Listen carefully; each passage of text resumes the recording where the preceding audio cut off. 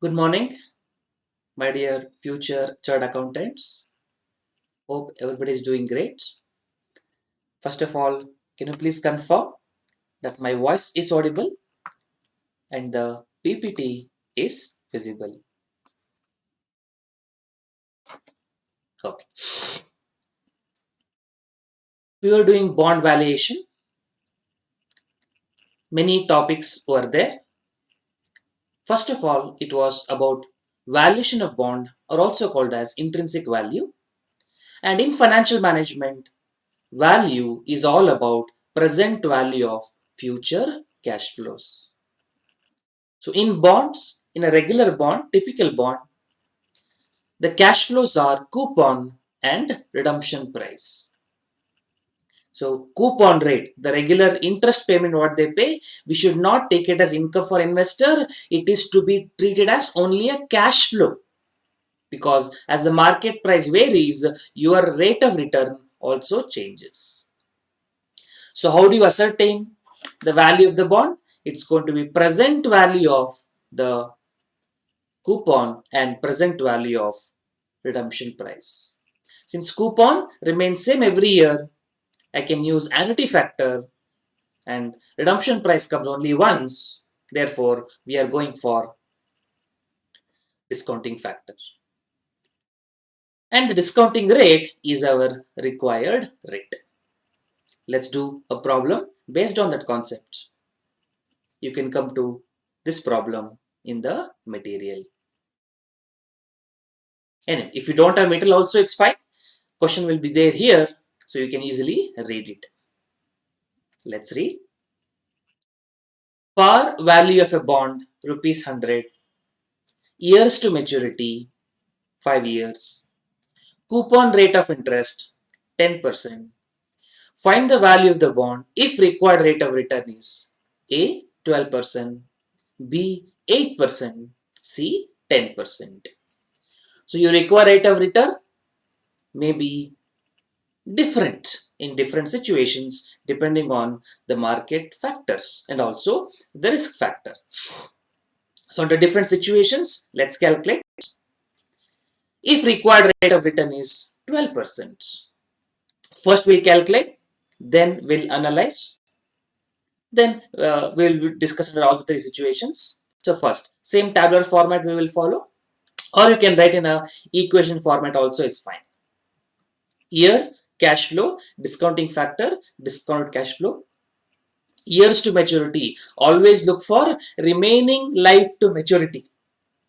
If 30 years back it was issued, now you should look at, don't look at 30 years back. How many years remaining? Let's say it is a 30-year bond, out of which 25 years over, remaining 5 years. So you should take only remaining 5 years. Cash flow, the coupon, 10% on 100, that is 10. Discounting factor, that is, how do you calculate? Because every year it's remaining same discounting factor. I'm making use of uh, annuity factor 1 divided by required rate of return 12%, 1 by 1.12 equals 5 times, and then you press GT. This will give us the annuity factor. If you don't have a GT in your calculator, I always say, if you don't have a GT in your calculator, then buy a calculator which has GT. It will save time in exams. Of course, if not, you can do equal to m plus equal to m plus equal to m plus equal to m plus equal to m plus 5 times you have done. Then you can press MRC. And last year, a discounting factor, that is without GT, whatever number comes, that is last year discounting factor, and total 92.79. Write down this, then we'll go for others.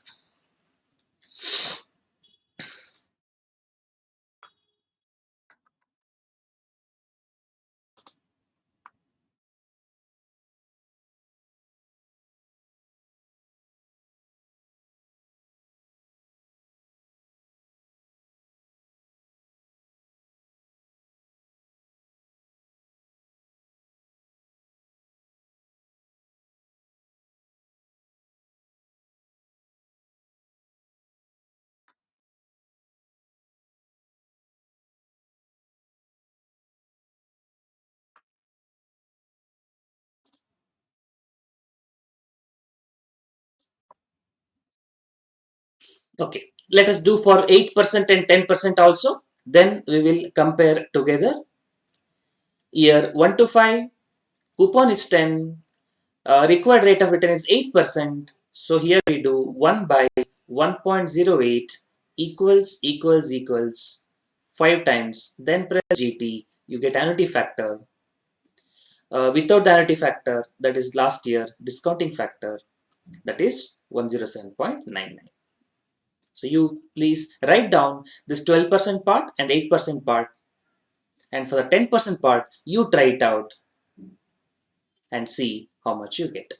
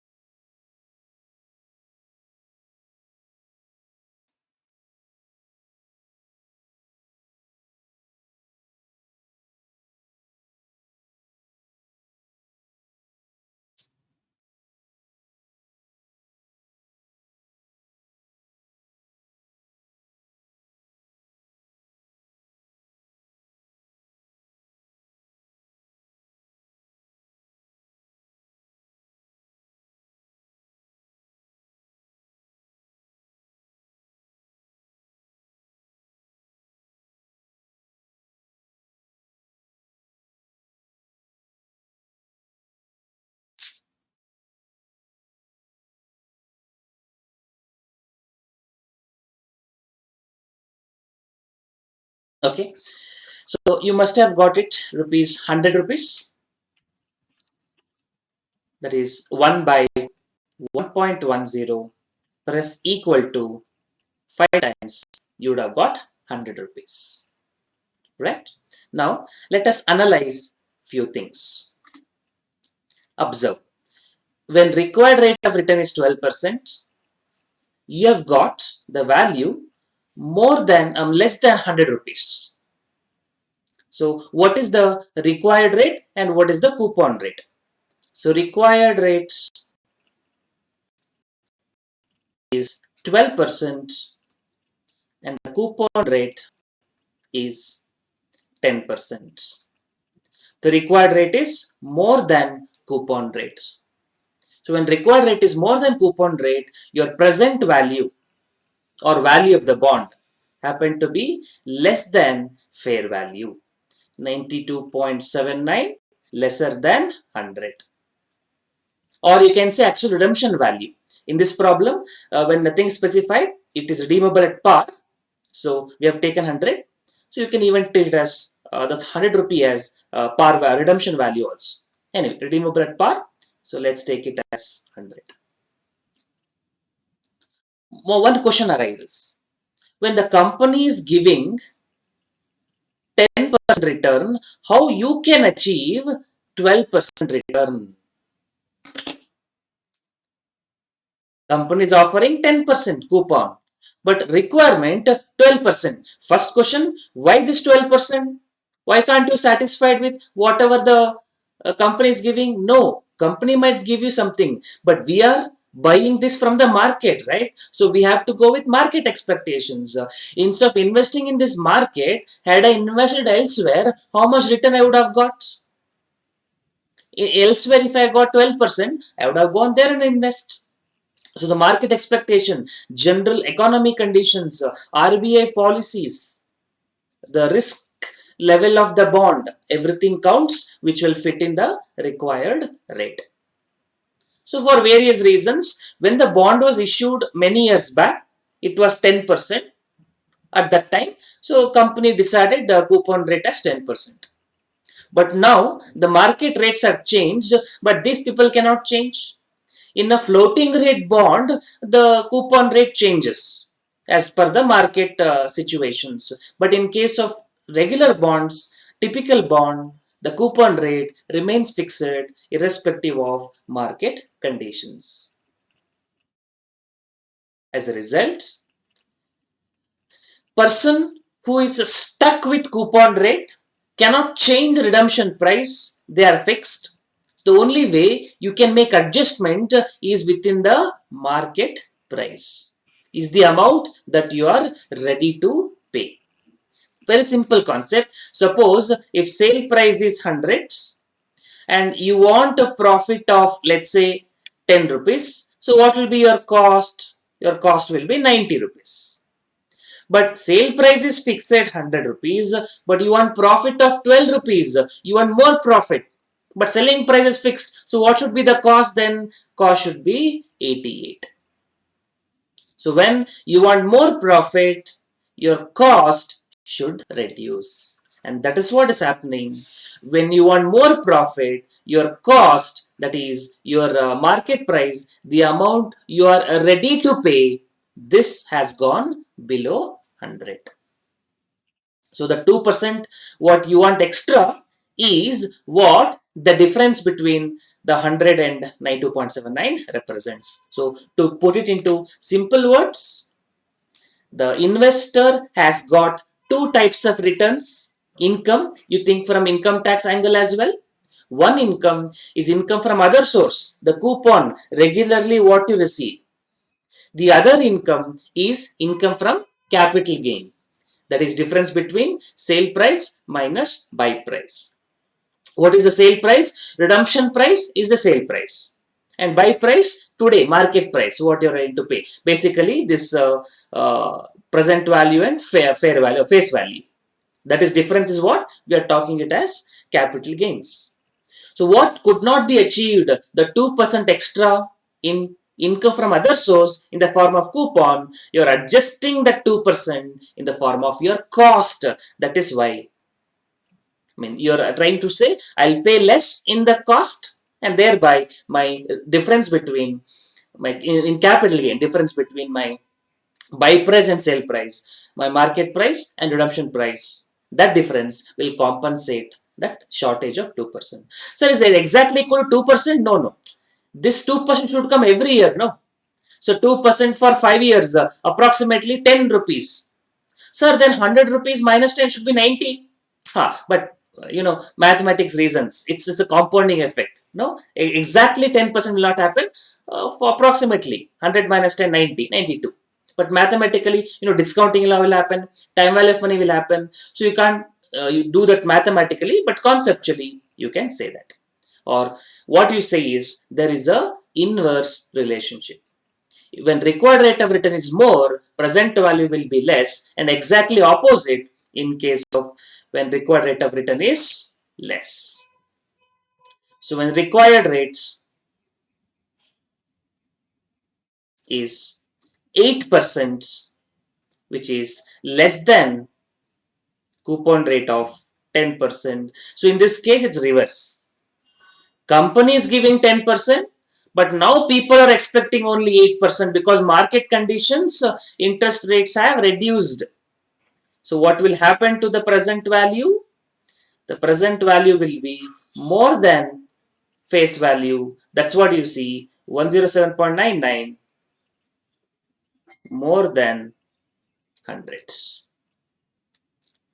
And if required rate of return and coupon rate both are equal, required rate 8%, coupon rate, required rate 10%, coupon rate is also 10%. When both are equal, it exactly perfectly meets. So present value is equal to face value. That is what you're getting it as 100 rupees. And actually, this is what happens in case of floating rate bonds. Because in floating rate bonds, the rate of return changes in line with what expectations of the market rate. So market rate and coupon rate will always be equal. When both are equal, the present value will be equal to face value, assuming it is to be redeemed at par. So you can write down these aspects, the point which I have written on a comparison basis.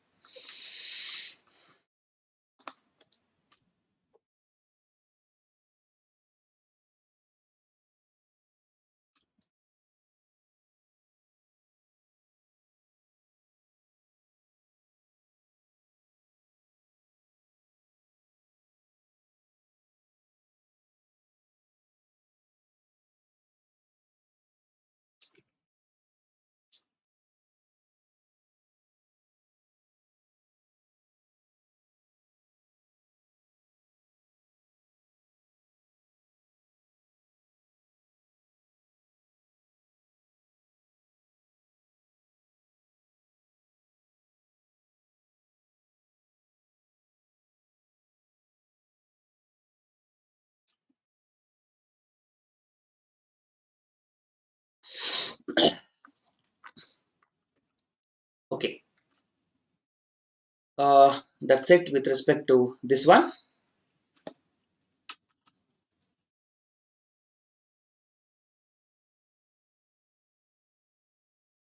Yeah, this is what we have just written, record written. Yeah, okay, very good. Once you have written this, you can make a quick note of this also. I mean, you can make a point that you can write down the sentence so that why this situation will happen. Others will be vice versa. Only the first situations will write down. Okay, so write down. When coupon rate, when required rate, is more than coupon rate, when required rate is more than coupon rate, required rate is more than coupon rate, the excess is achieved, is achieved by by reducing cost, by reducing cost, by reducing cost, so that the capital gain will be higher, so that the capital gain will be higher, so that the capital gain will be higher, capital gain will be higher. Hence, hence, when required rate is more, hence, when required rate is more, when required rate is more, present value is less. When required rate is more, when required rate is more, present value is less. Present value is less. Present value is less. Okay. I hope you got this one. I'll go further.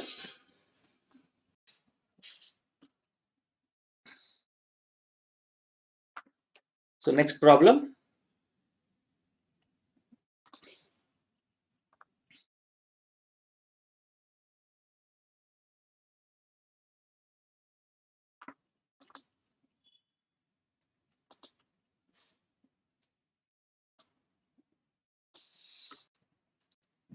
Par value of the bond is rupees 100. Years to maturity 8 years. Coupon rate of interest 10%. Find the value of the bond if required rate of return is 12%, 8%, 10%. So can you try it out? If required rate of return is 12%, that is you write this is year 1 to 8, then the annuity factor will be 1 by 1.12 equal to 8 times GT, then present value. Similarly, last year discounting factor without GT, what is the present value? Then if required rate of return is 8%, what is the present value? If required rate of return is 10%, what is the present value? Please calculate in all the three situations. I hope you will be able to calculate.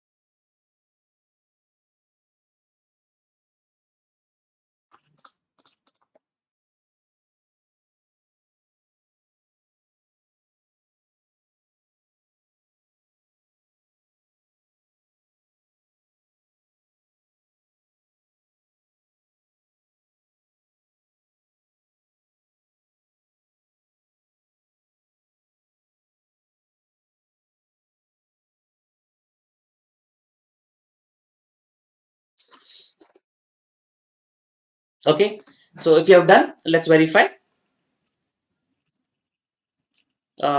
You should get 90 rupees, 111.15, 100 rupees.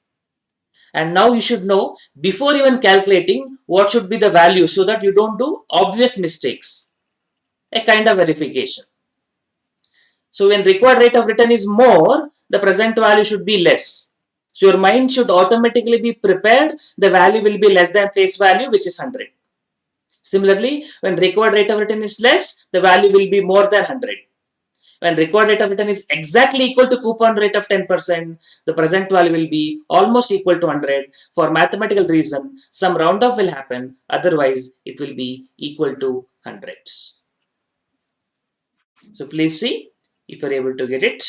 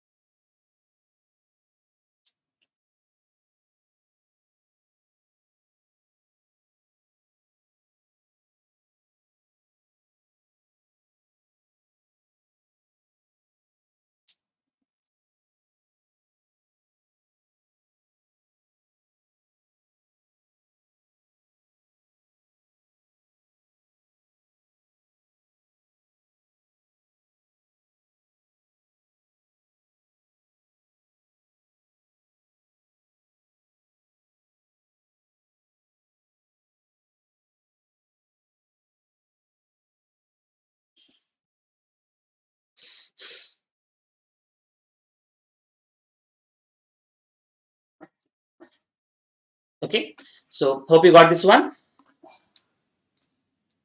I'll move further.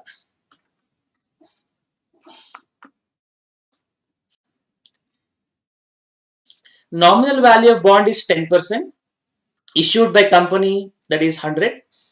Bonds are redeemable at 110, not redeemable at par, redeemable at 110 at premium at the end of year 5. Determine the value of the yield if required bond is 5%, 5.1%, 10%, and 10.1%.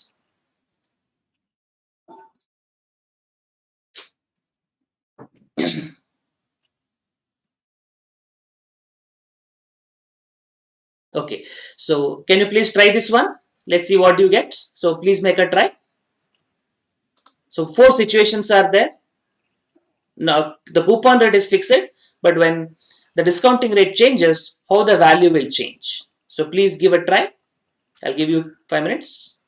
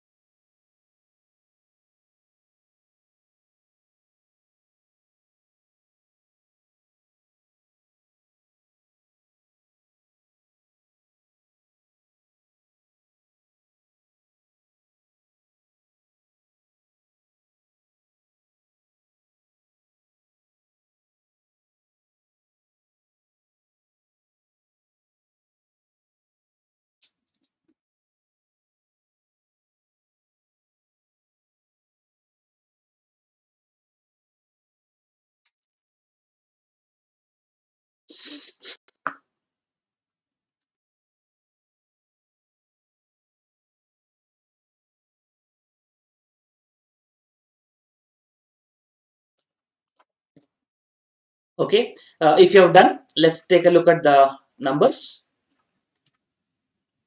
When required rate of rate is 5%, you should get 129. If it is 5.1%, you should get 128.98. If it is 10%, 106. If it is 10.1%, 105.791. So you can see, even when the required rate is 10% equal to coupon rate of 10%, it's not exactly equal to 100. Why? Because redemption price is not same as face value.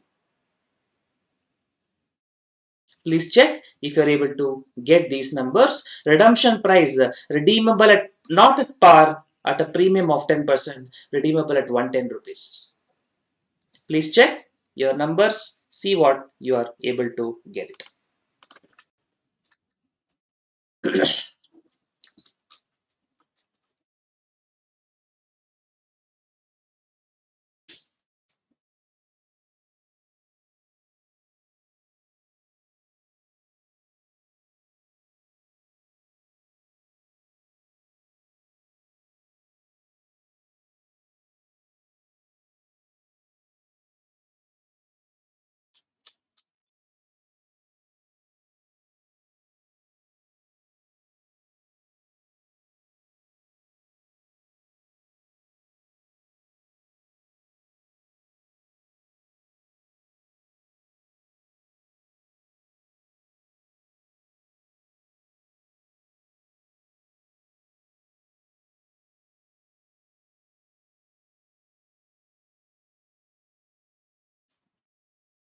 Okay, I hope you're able to do it.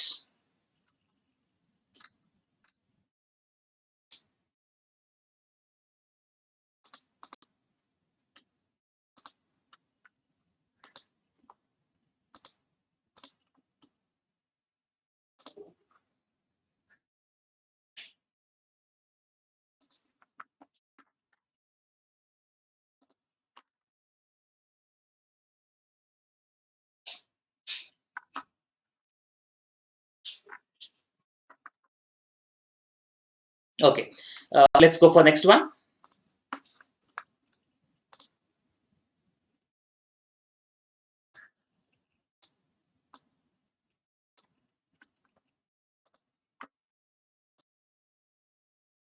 Okay, hope you got this next question. If rupees 100 par value of the bond carries coupon rate of 12% and maturity period of 8 years and interest payable semi-annually, then the value of the bond will be required rate of return 14% will be what? Please focus on the word semi-annually. So how are you going to write? The coupon of 12%, you don't take it as 12% or 12 on 12% on it is 12. You don't take it as 12. Since it's paid semi-annually, 12 divided by 2, you will take it as coupon as 6. And similarly, the required rate of return will not be 14%. It is converted into semi-annual. So 14% divided by 2, that is 7%, semi-annual. And one more important point, how many years you take maturity when you do 1 divided by 1 plus r equals GT. So how many years will you take?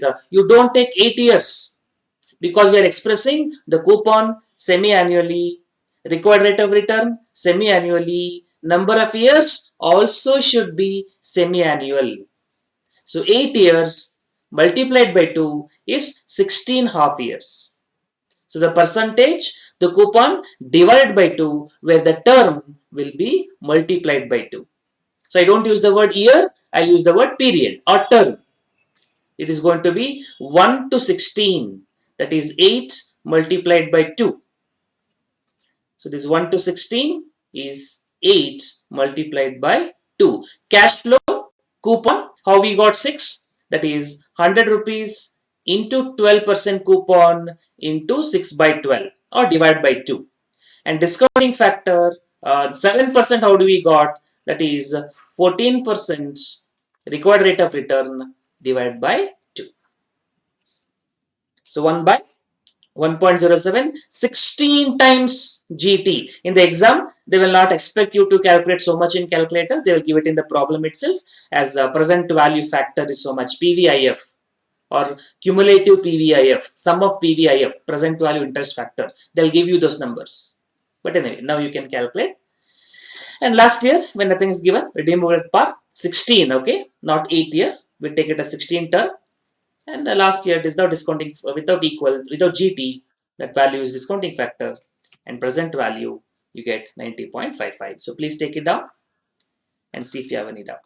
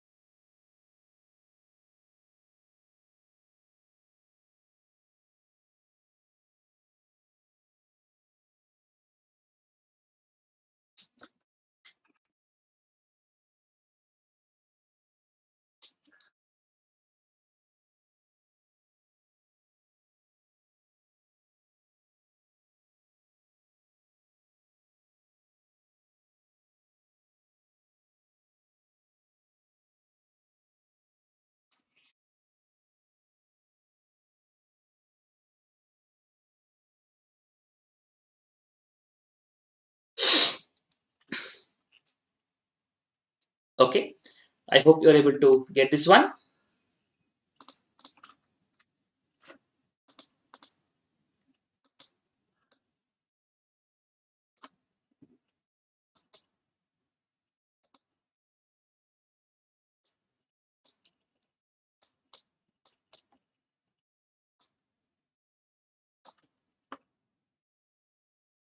Next.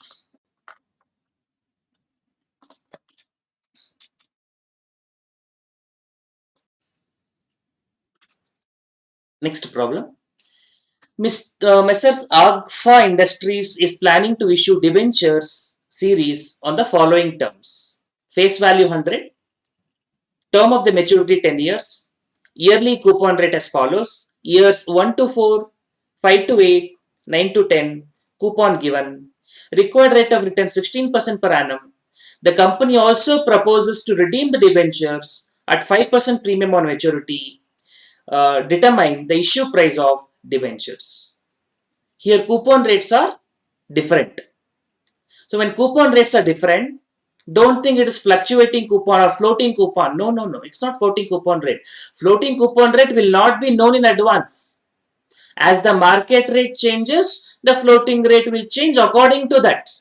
That is known only 1 year at a time.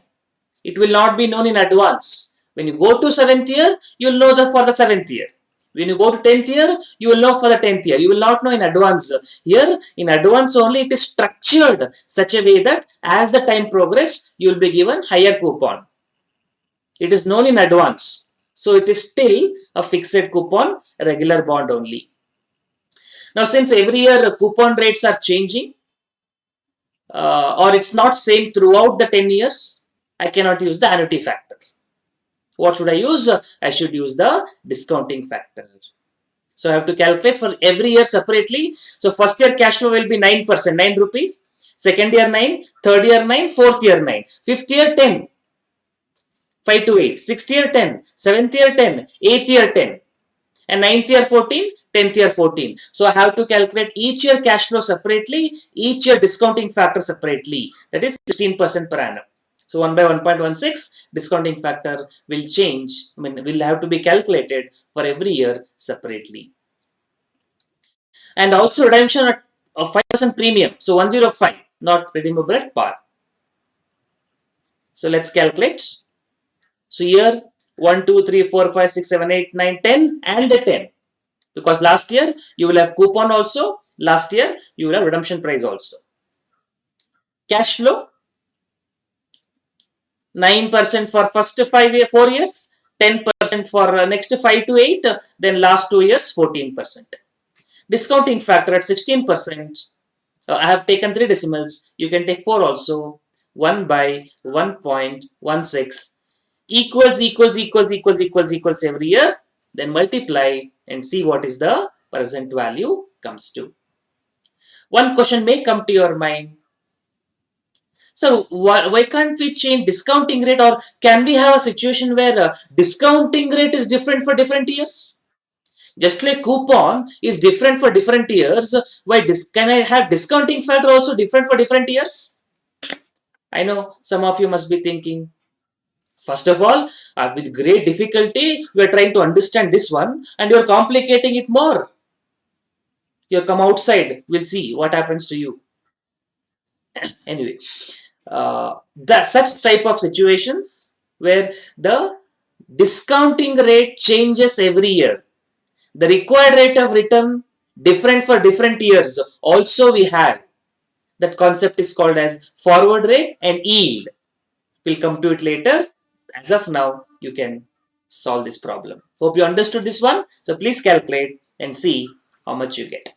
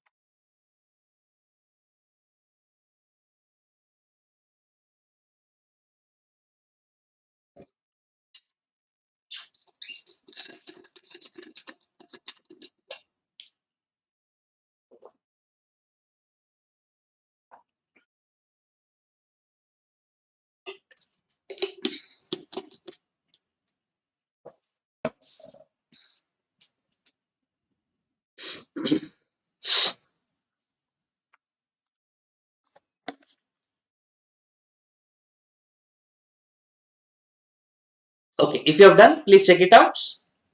You get approximately 71 rupees. You can see that 16 is the required rate of return, which is higher than all of these numbers.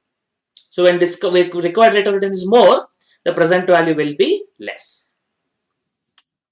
So if you have taken 4 decimals, the value would have been different. But in the exam, usually they'll give the discounting factor maybe 4, mostly 3, maybe 2 as well.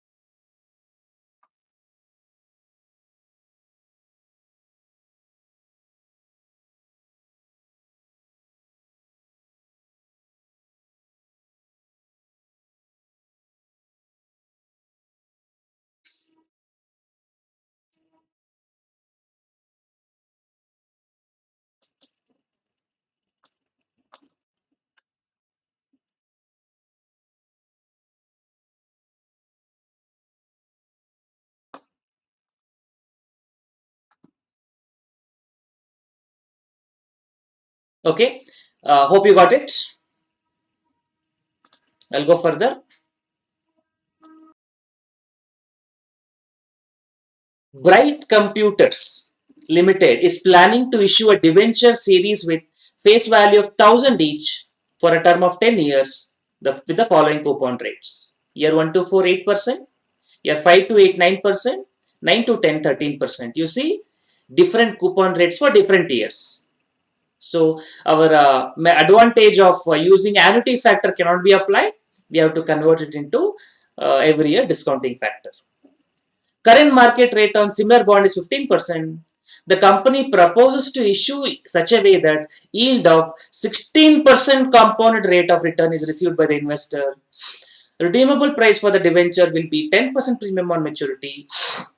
What should be the issue price of debenture? PV factors are given respectively. You see, like this is what I was telling you. In the exam, they will give you the discounting factor like this. And every year coupon, how do you calculate? 8% on 1,000. So you get 80 for first year, 80 for second year, 80 for third year, 80 for fourth year, 1 to 4. Then year 5 to 8, 9%. So you get 90, 90, 90, 90, and 9 and 10, 13%. That is 130, 130, and nothing is given. Redeemable at par. So redeemable at 1,000 rupees. Now, what will be the discounting rates? Discounting rate, market rate 15%. But they said company proposes to issue their intention, their objective is such a way that the shareholder, the debenture holder should get 16%. So what should be your discounting rate? Required rate of return, it should be 16%.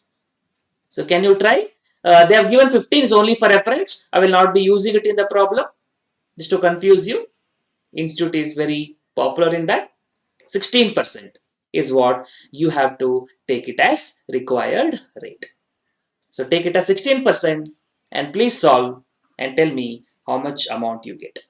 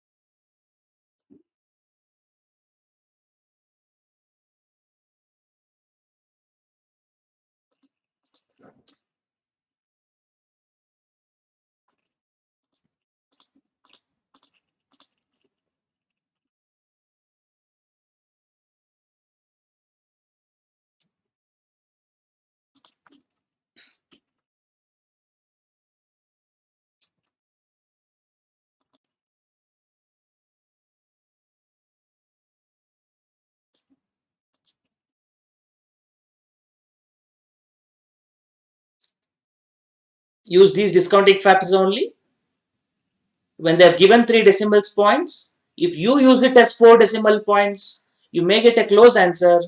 They will not give you marks. Some people may, but some people may not. So when they give you the discounting rate, please make sure you do that, use that only.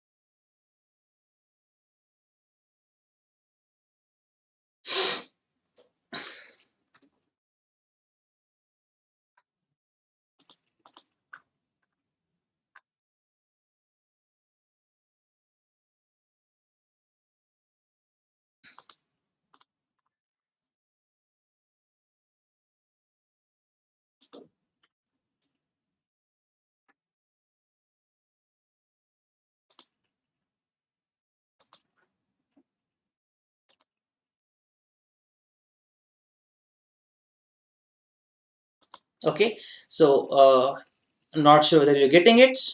If you're done, please check it, or let me do one thing. I'll also do along with you quickly.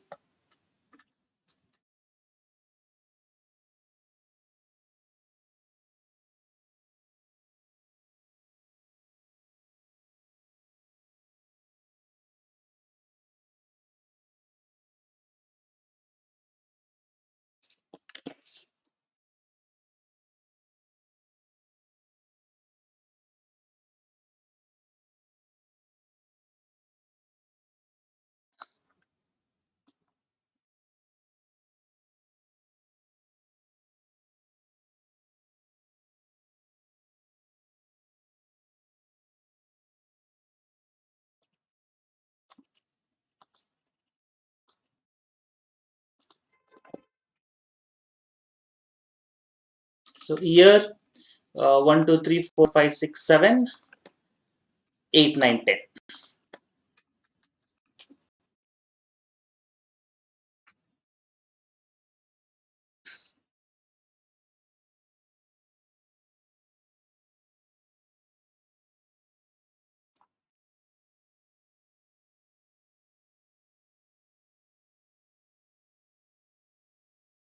Then cash flow, the coupon 80, 80,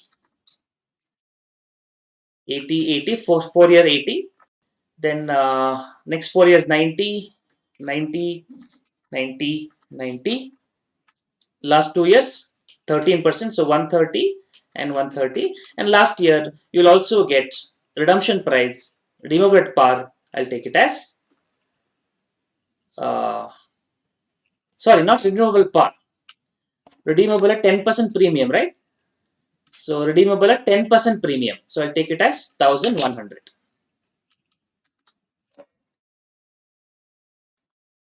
Discounting factor they only have given, so we can simply make use of it. Or you can add also. Yeah, in fact, you don't have to write one by one. You can add. That's also fine. Anyway, 0.862, 0.743,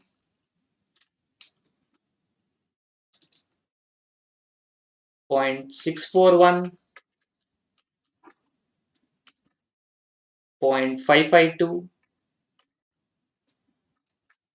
0.476, 0.410, 0.354, 0.305, 0.263, 0.227, and last year will be again 0.227 because both are at 10th year. Discounted cash flow,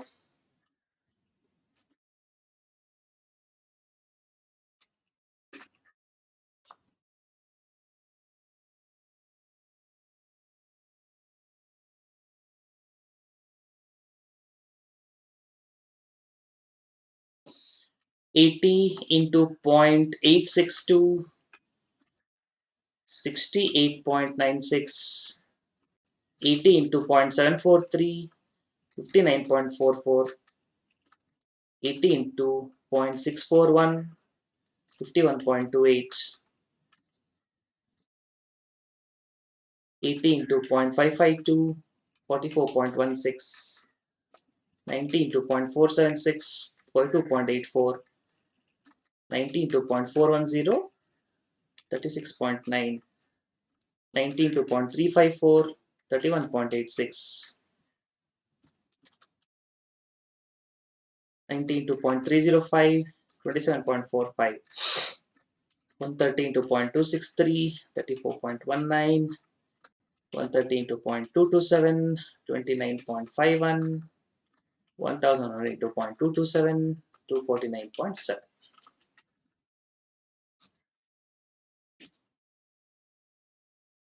So total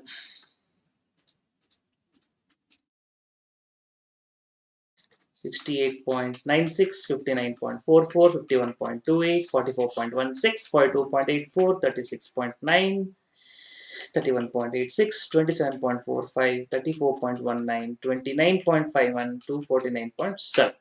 So approximately 676.29. You should get exactly because same discounting factor. 676.29. Okay.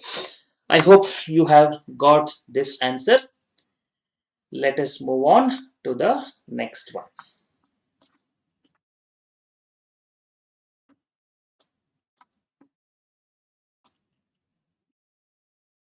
Okay. So next question.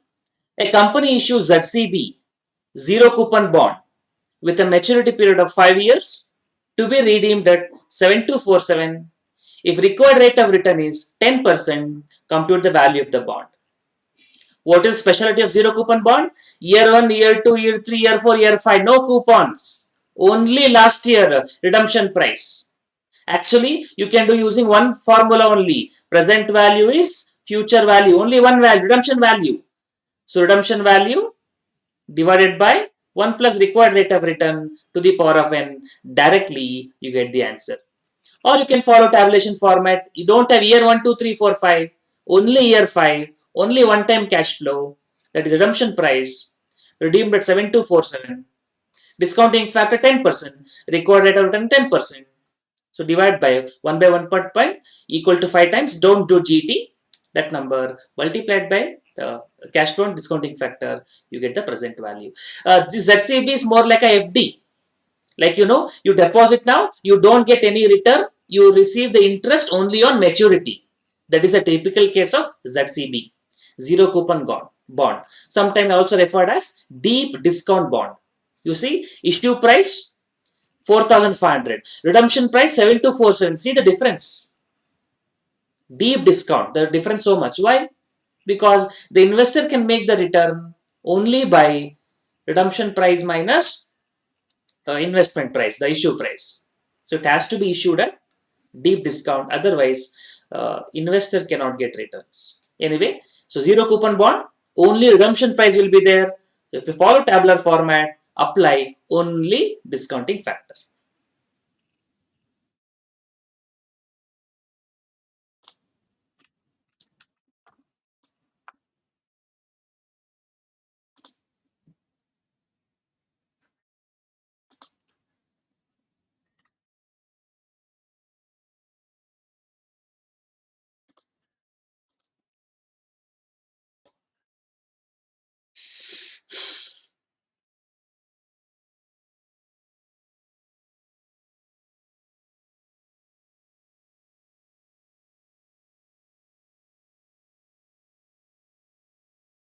Okay, hope it is done.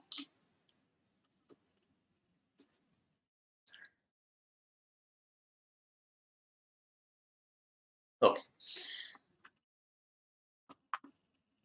next. Period 3 years, annuity 40,000 to 11, compute the value of the bond required at the rate of 12%. Okay, what is the specialty about the value of the bond in case of annuity? Annuity includes the principal component, includes interest component. But we don't have to worry. All we are worried about is cash flow. So annuity means you get only regular cash flow, nothing called as redemption price, because this annuity is including implicit of redemption price. So we don't have to worry. Annuity, simply take it as present cash flow. So what you are going to do? Format is same. Year, cash flow, discounting factor, discounted cash flow. And in case of year, you write 1 to 3 years, 3 years. Cash flow, you take it as annuity. Discounting factor, take annuity factor. Annuity means every year same cash flow, just like installment when you take a loan. So you are having year 1 to 3. Cash flow is the annuity amount 40,000 to 11. And discounting rate 12%. Every year same amount. So you can use annuity factor 1 by 1.12. 1 by 1.12 equal to 3 times GT.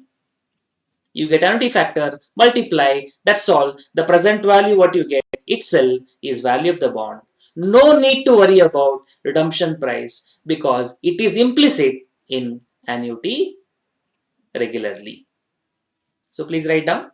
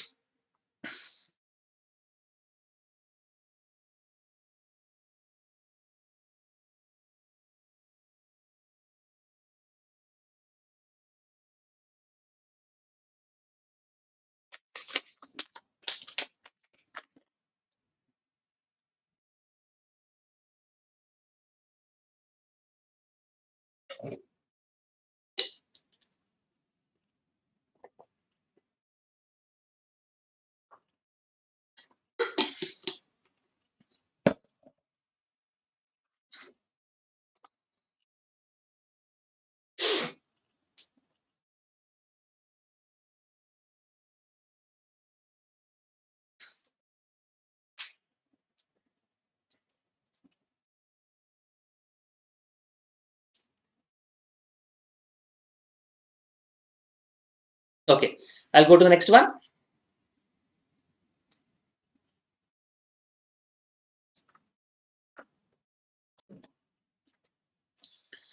Required rate 12.5%, coupon rate 10%, par value thousands. Calculate the value of the bonds. Perpetual value, in the sense, perpetual bond means it will not have redemption price. Yeah, I mean, you can even take redemption price, it will not have any value because if it is after 1,000 years, something is redeemed, what is its value today? No impact, right? In the sense, it is not going to have any value. So it is actually ignored. And formula is even more simple. In case of perpetual bond, it is coupon rate divided by required rate of return, nothing else. Perpetuity, A by I, coupon by required rate. Coupon 100, required rates 0.125, that is 1000 into 10%, that is what is coupon. Required rate 12.5, so 100 by 12.5, that is 800 rupees. So that's how you value the perpetual bonds. Simple one, take it down.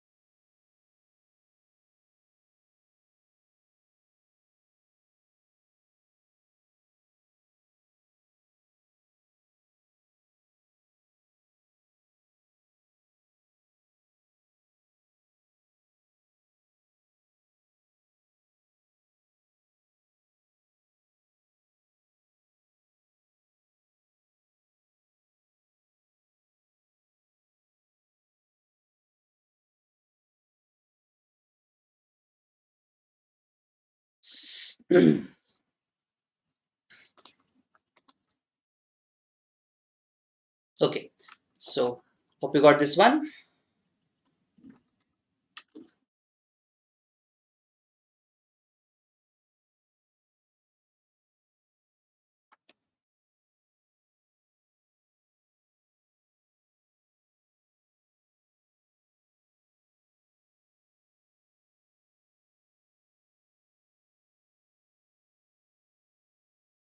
Okay, let's move on.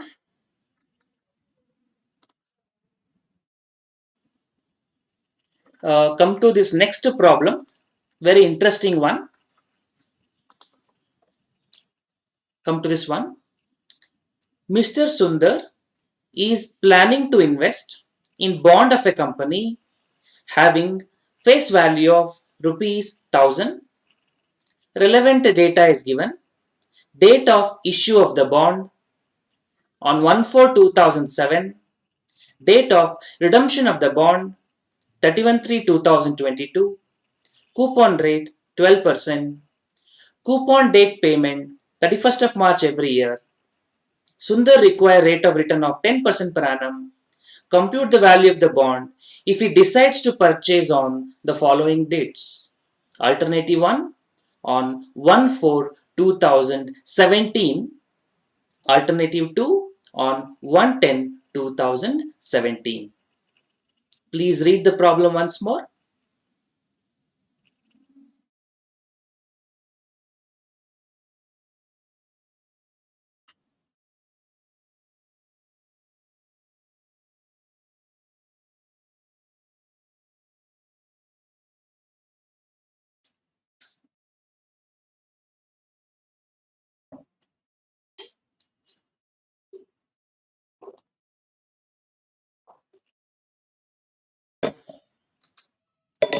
Okay. First of all, this is not a printing mistake. Sir, here you have given 1/4/2007. Sir, here you have given 1/4/2017. Printing mistake, sir. It is not printing mistake. It was issued on 1/4/2007. But the bond can be purchased anytime, right? That is what we are trying to understand. If you purchase on a different date, what will happen? How do you value it? So any date you purchase, 1/4/2017, 1/4/2020, any date you purchase, what you should look at regarding the valuation is concerned. In general, the principle is remaining cash flows, present value of future cash flows. So we are valuing on 1/4/2017.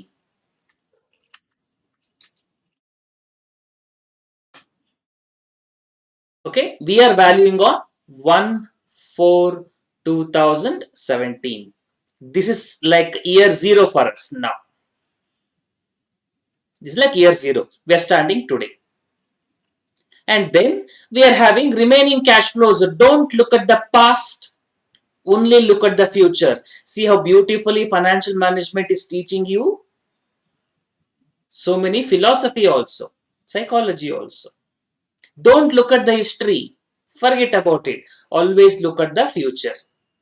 We are in present, and the present is all about what is going to happen in the future and how do we value it today, present value of future cash flows. And they will pay the coupon 31st of March every year till 31st of March 2022. So you're having 31st of March of 2018, 31st of March of 2019. Okay, that's becoming big. I'll just make it short. 31/3/18, 31/3/19, 31/3/20, 31/3/21, and 31/3/22 redemption maturity date. So these things I'll call it as year 1. This is year 2, year 3, year 4, year 5. And coupon rate 12%, face value 1000. So 1000 into 12%, that is 120.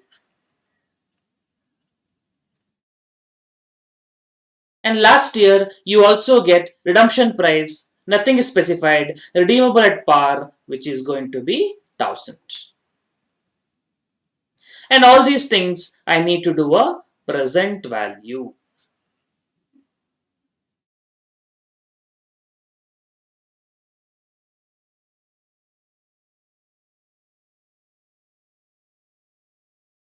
And what is the discounting rate?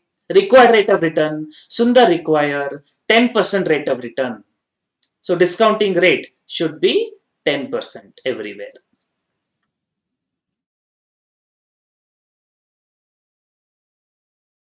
So discount by 1 year, discount by 2 years and so on. Since every year discounting rate is same, what I can do? I can use annuity factor. So year cash flow discounting factor at the rate of 10% discounted cash flow. So year 1 to 5 and last year 5. Coupon rate 120 every year and last year redemption price 1000 and discounting rate at 10%.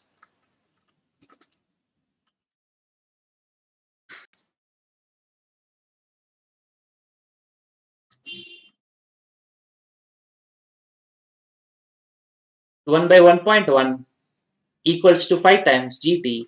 If I take 4 decimals, you get 3.7908.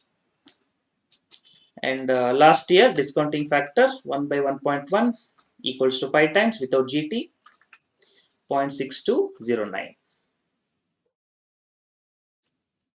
So you get 6209 and 120 into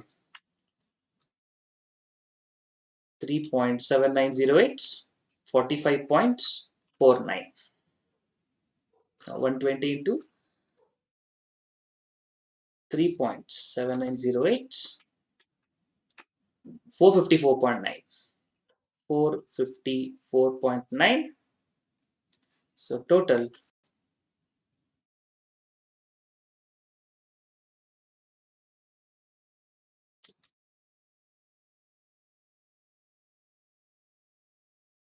6663, 54.454.9, so 620.9, 620.9, 1075.80, 1075.80. Now, before even calculating, you should know the number is more than 1000. How it should come to your mind? Comparison between required rate and coupon rate.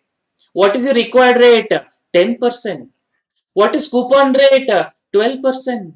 Required rate is less than coupon rate. When the required rate is less, you are ready to pay more. That is why it is more than 1000 rupees. Simple, straightforward, not a complicated one. Main point to be understood, you should look at the remaining cash flows. Original date of issue does not matter.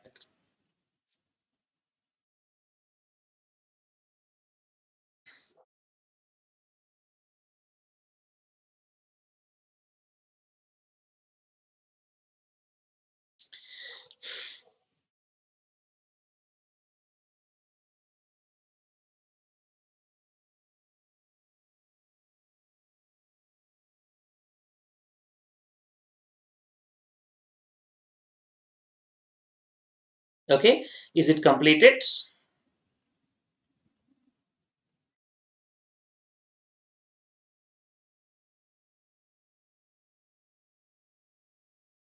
Okay, now second part of the problem is an interesting one. Be very careful.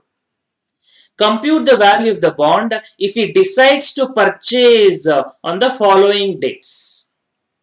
On 1/4/2017 we have done. What if he's purchasing on 1/10/2017? So this part I'll take it out.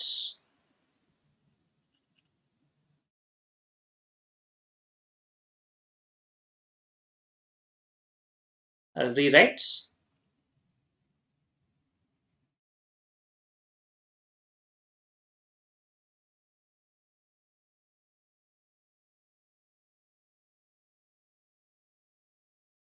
Okay. If it is on 1/10/2017, this is interesting. Now 1/10/2017, if you do like this, can you please tell me from 31st March 2018 till 1/10/2017, if I discount it, for what period I should discount? The cash flow is on 31/3/2018. We are calculating on 1/10/2017. So for what period I should discount? I should discount by 6 months, right? Half year. So when I discount the first cash flow, this will be half year, zero point 0.5 years. Now when I discount the second cash flow, what will happen? 31st March 2019 till 1st of October 2017. You discount it by how long period? What period? From 31/3/19 to 1/10/2017. It is for 1.5 years, right?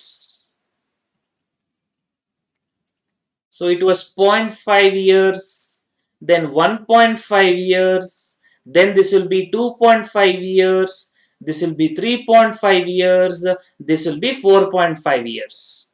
Now the question comes, how do we discount these fractions?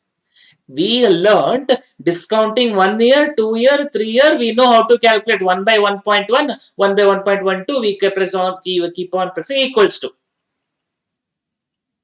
But 0.5 years, 1.5 years, 2.5 years, how do we do it?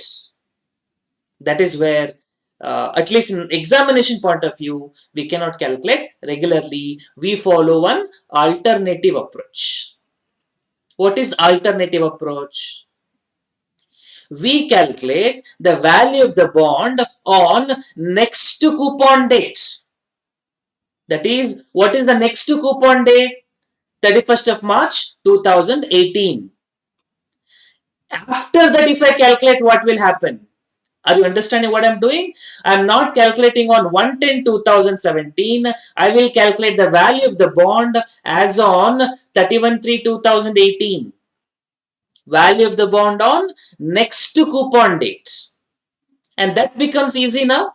31st March 19 to 18 is 1 year. 20 to 18 is 2 year, and so on. And then from then, I bring it down to the today year. I'll show you how. So what we are doing is,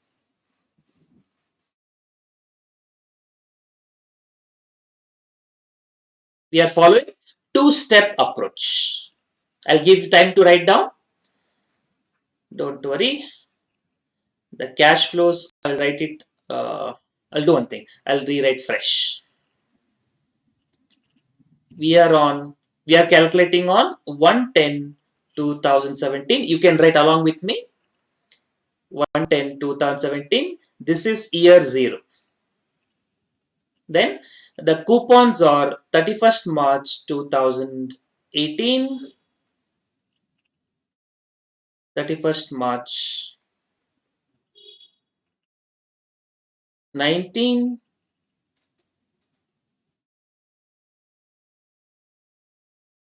31st March 20, 31st March 21, 31st March 22. And how much amount you are going to receive? This will be 120, 120, 120, 120. And last year, 120 also you receive, 1000 also you receive, redeemable at par, when nothing is specified. Now, if you discount from 31st March 18 to 1st of October 17, you will get it as 0.5 years, which I would like to avoid. I don't want 0.5 years method. So what I mean, this will be 1.5, 2.5, 3.5. So to avoid this fraction, what we do, I will calculate on next to coupon date. That is, I'll bring it to this date. As on 31st March 2008, how are you going to value it? As on 31st March 2018, 31st March 2020, 31st March 2021, 31st March 2022. So what will be the period? Now 18 to 19, 1 year. 18 to 20, 2 year. 18 to 21, 3 year. Then 18 to 22, 4 year. Now things are simple now. Everything is in round of number, no fractions. So we calculate the value of the bond on next to coupon date, that is on 31st March 2018. And I don't want on 31st March 2018. I want on 1st of October 2017. Then I'll bring this further down. We are following step down approach. Imagine like a journey. From 22, I'll come to 18. From 21, I'll come to 18. From 19, I'll come to 18. Everything I have calculated as on 18, then I bring it down by 6 months. So instead of 1.5 year, 2.5 year, 3.5 year, 4.5 year, what happened? It became 1 year, 2 year, 3 year, 4 year. Everything became present value. We'll accumulate it. Then we'll discount by 0.5 years. Imagine like a journey, okay? Like traveling. You're coming backwards. Everything is brought down to 31st March 2018 so that everything is rounded off number. Then we are bringing it further down. Two-step approach. So step one, calculate. So that's what we say. Two-step approach. Step one, calculate the value of the bonds.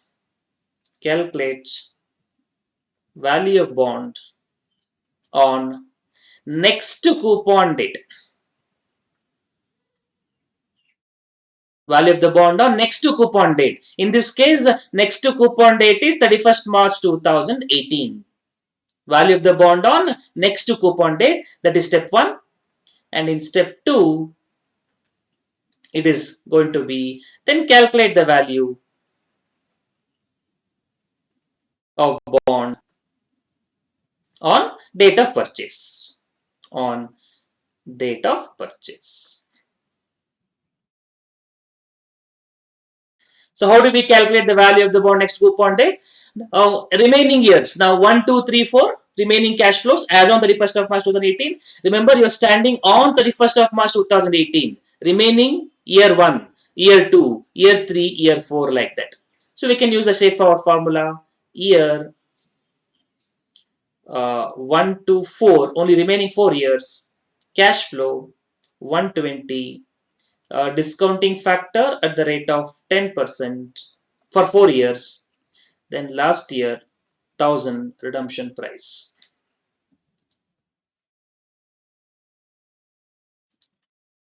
So 4 years annuity factor 3.1699, and last year discounting factor 0.6830. So discounted cash flow 120 into 3.1699, 380.9.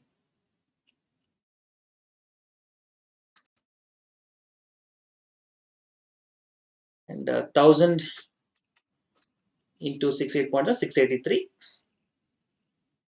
So total 1063.39.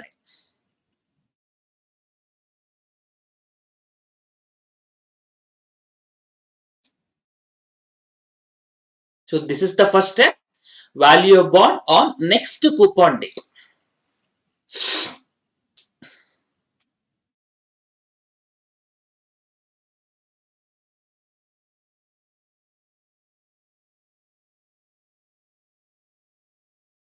Yeah, 683 plus 380. 683 only I have written. This is 683, 380.39. So together 1063.39.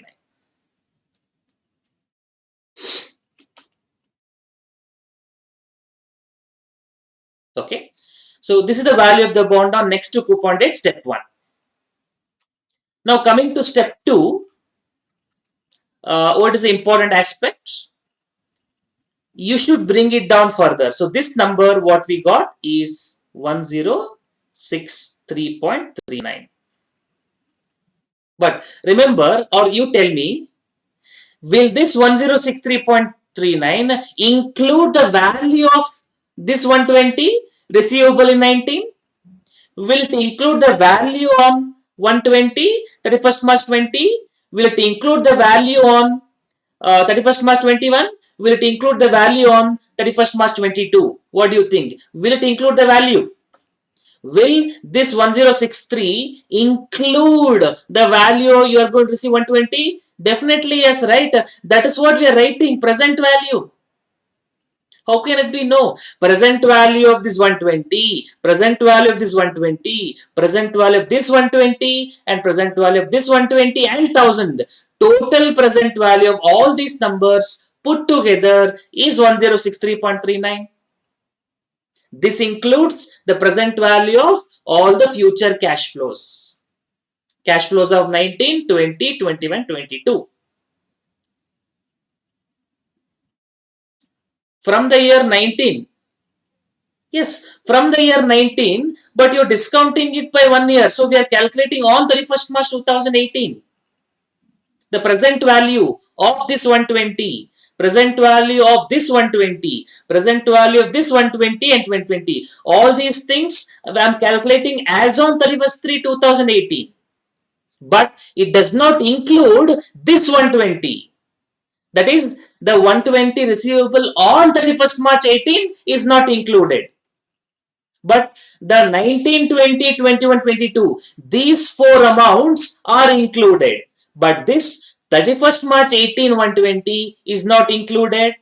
So what I'm going to do, that I'm going to add. So when I'm calculating the value of the bond on date of purchase, this amount what is there, I'm going to discount its total amount. That is what this coupon plus value of the bonds.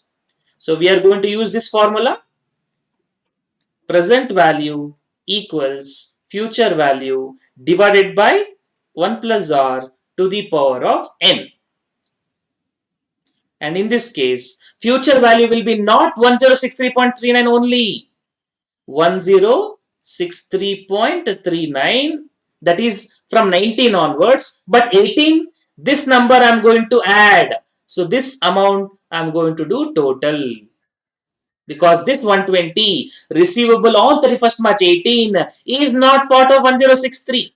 It is only for future cash flows. So 1063.39 plus 120. That is my value receivable on 31st March 18 whole divided by.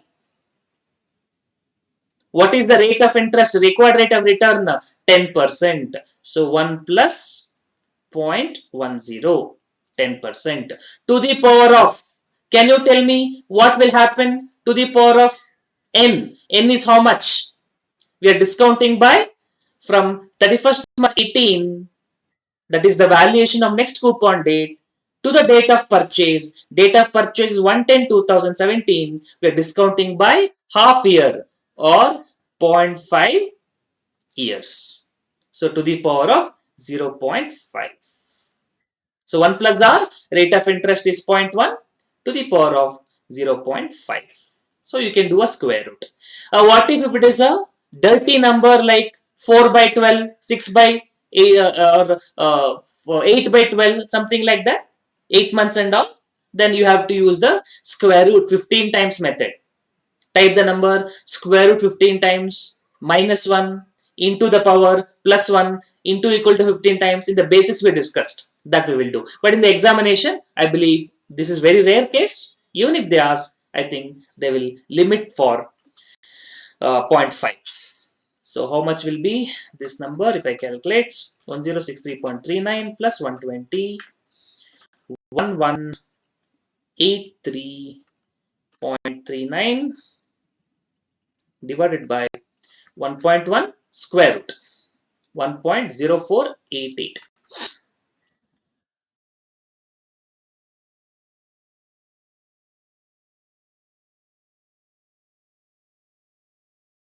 One one two 8.33.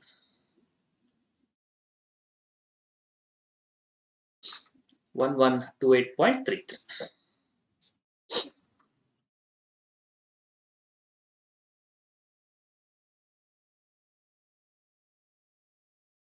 Yeah, 3332 approximately. So when the date of purchase is different from date of coupon, we follow like this. We calculate the value on next to coupon date, then we discount it by the period. We do in a step down approach. And in that process, remember, once you compute the value of the bond on next coupon date, the coupon should be added because that is what you're going to receive. Sir, will I receive full 120? I'm holding for half year. No, this you don't treat like an income. This is to be treated like a cash flow. 120 you are eligible to receive. So 120 is your full amount. You receive, you are eligible for 120 purely. And we are discounting it for whatever period it is. So don't do into 6 by 12 and all. Don't do 6 year 120 into 6 by 12, you get 60 rupees. No, you get full amount. You have that concept of X interest come interest. In accounting, you treat separately. But here, the coupon, don't treat like an income, treat like a cash flow. Full cash flow you will receive.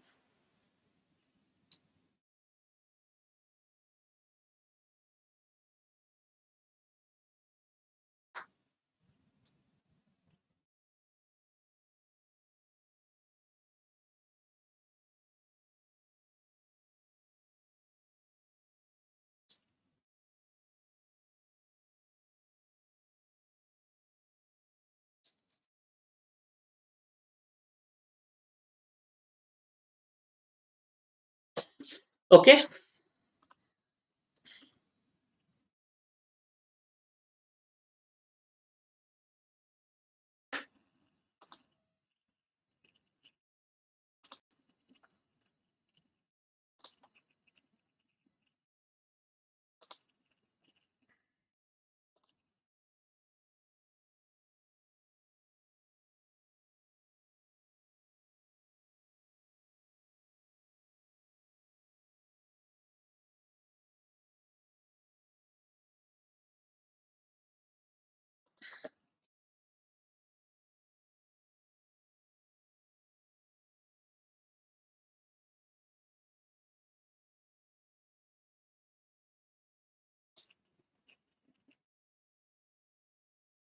Okay. I'll go further.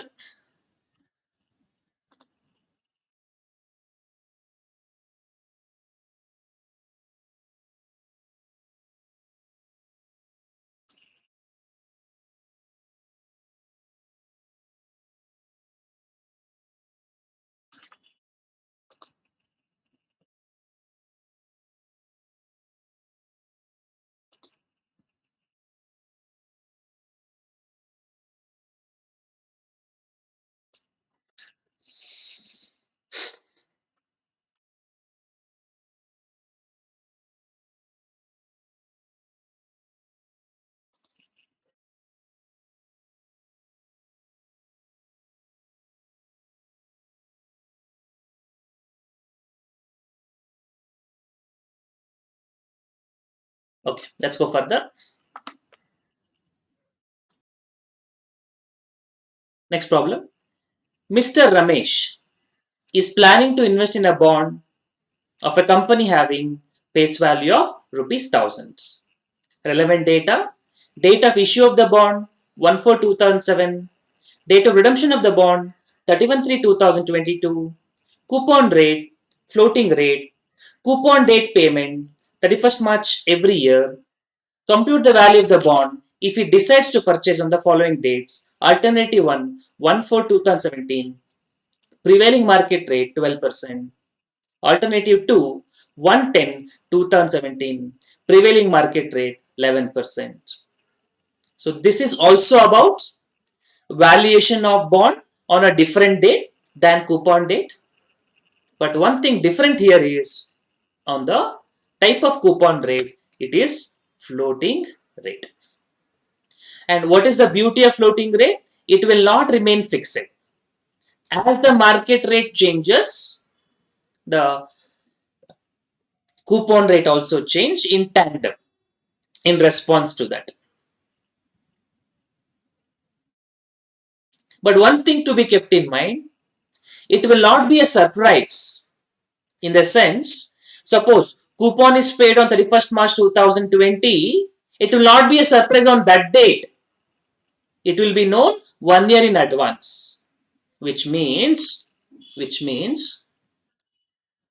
if you take a loan today, And if you follow floating rate, on every date of interest payment, next year you will know how much to make a payment, in the sense how much will be the amount of coupon on 31/3/2020 will not be decided on this date.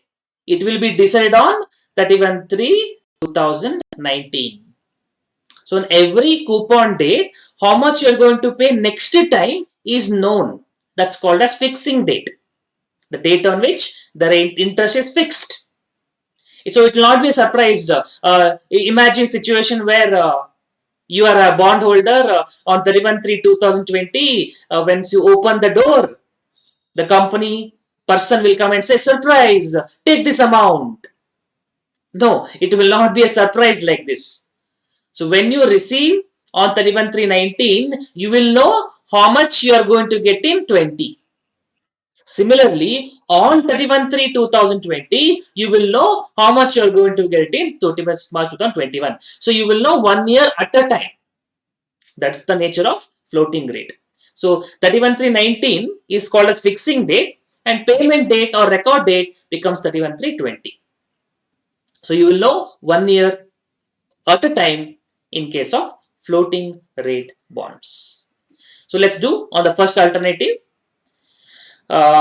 You are standing on 1/4/2017. You're standing on 1/4/2017. This is year 0, and it's going to be till 31/3/2022. So every year you'll receive, that is 31/3/2018. I'll just say 18, 31/3/19,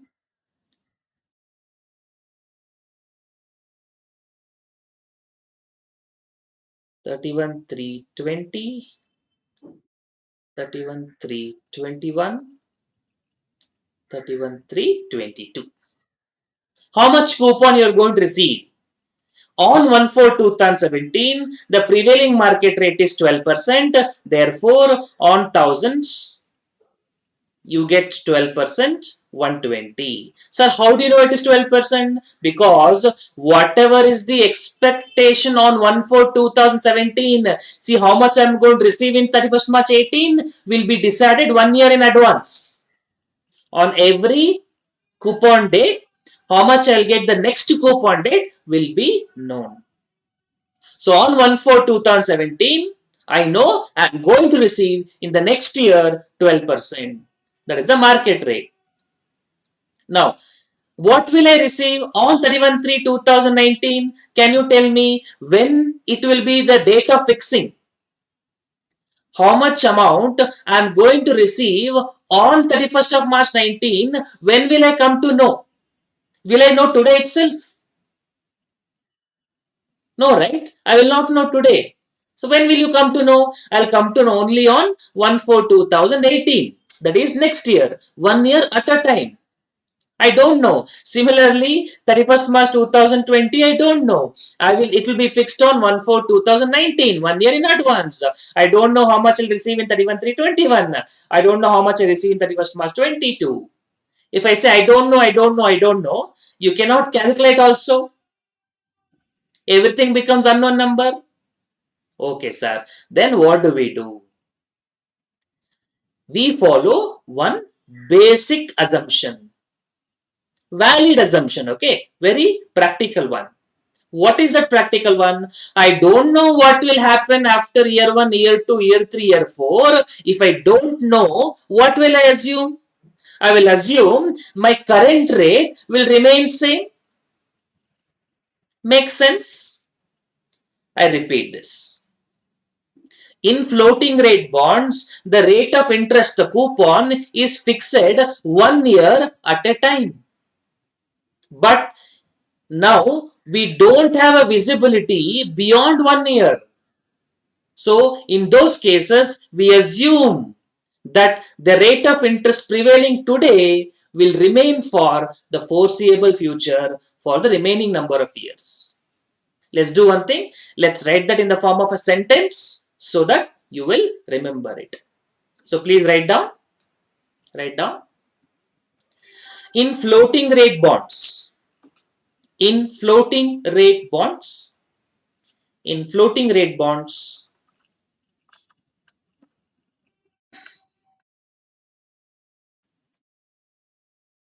in floating rate bonds, coupon is fixed. Coupon is fixed 1 year at a time. Coupon is fixed 1 year at a time. 1 year at a time for the subsequent year. 1 year at a time for the subsequent year. For the subsequent year. For the subsequent year. Okay, full stop. Next sentence. For valuation purpose, for valuation purpose, for valuation purpose, it is assumed, it is assumed, it is assumed the prevailing market rate, it is assumed the prevailing market rate will remain same, the prevailing market rate will remain same till maturity.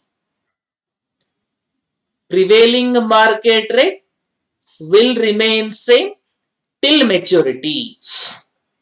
Till maturity unless otherwise stated. Unless otherwise stated. Unless otherwise stated. And remember, in the exam, you need not write the sentence also. It is understood. These are all presumptions, like accounting assumptions. You don't have to write it. We have written for your reference purpose, which means this 12% is assumed to be same for all the remaining years. Therefore, all the amounts becomes 120 each.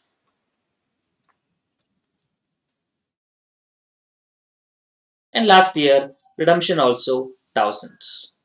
So we should discount it.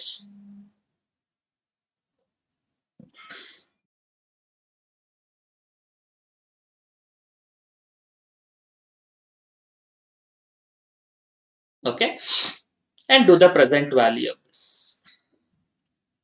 So let's follow our columnar formats.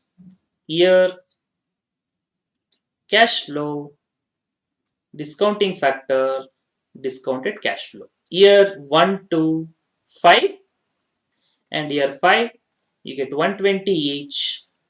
Redemption price 1000.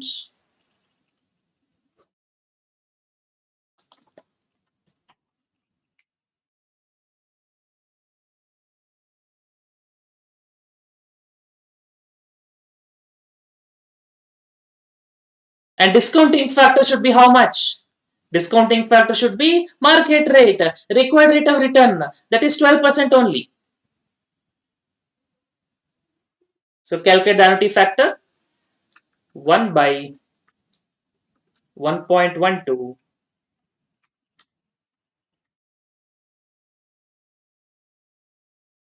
plus equal to 5 times GT. You get 3.6048, is it? 3.6048. And discounting factor 1 by 1.12 to the power of 5.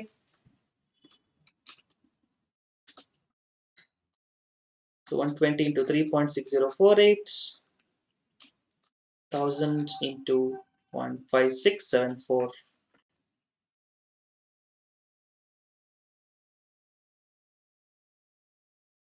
You get 432.58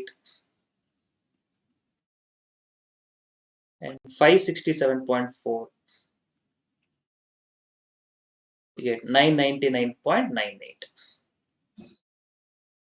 You can say rounded off to thousands.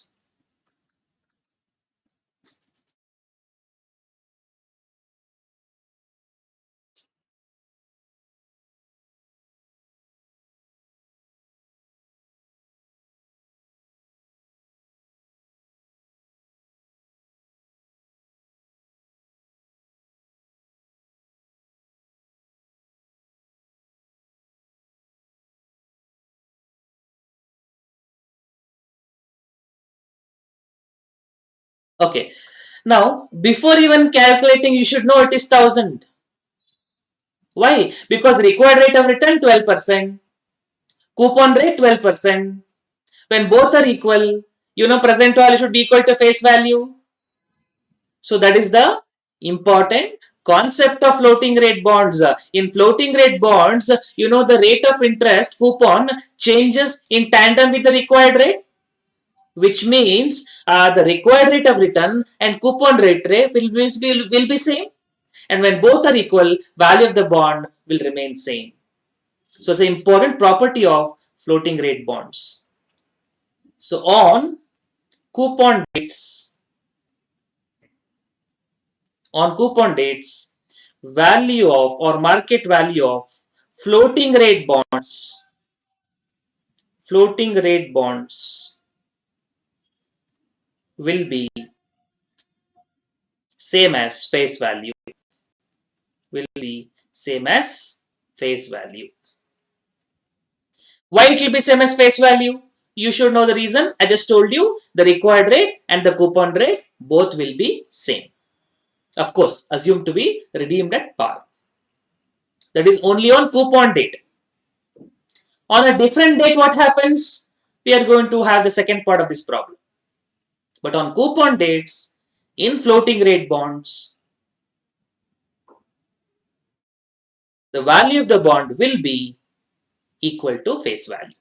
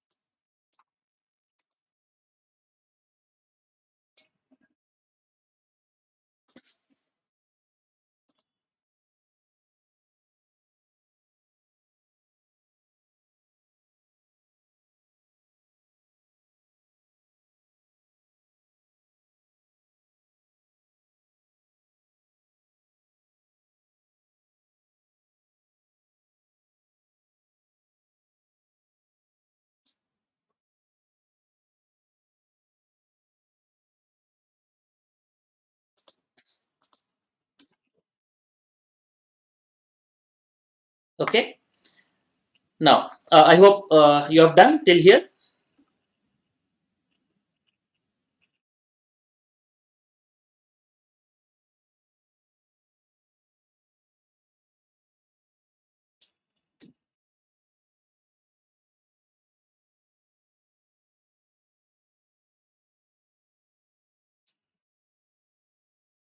Okay, fine. So I'll take this part out. Hope it is done. Now, second part of the problem, we are valuing on 1/4/2017 on a next coupon date. So the logic remains same like the way we have done in the previous problem. When you purchase middle of the year between two coupon dates, if you discount, you will end up in having fractional numbers, 1.5, 2.5 years like that. To avoid the fractional numbers, what process we do? We follow two-step approach, step-down approach. We value the bond as the next to coupon date, and we are going to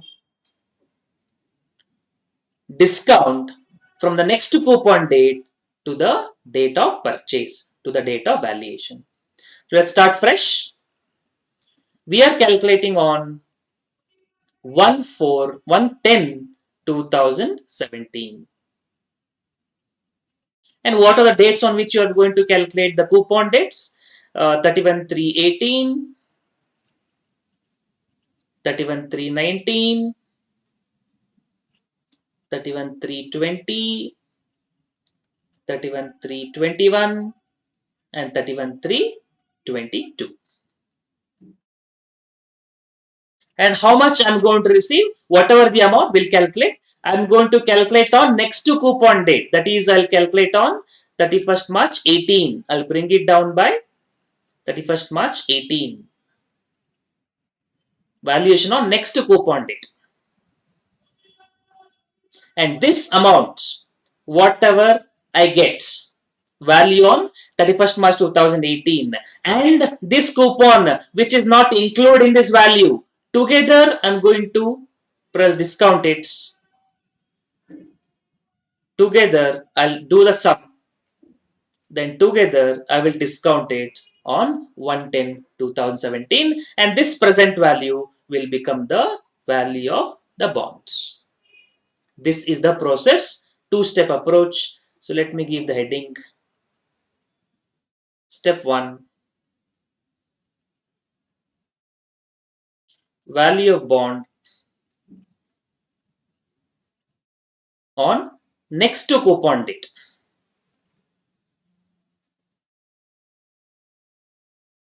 That is, in this case, 31/3/18. And then step 2, value of the bond on date of purchase or date of valuation. Which is 1/10/2017.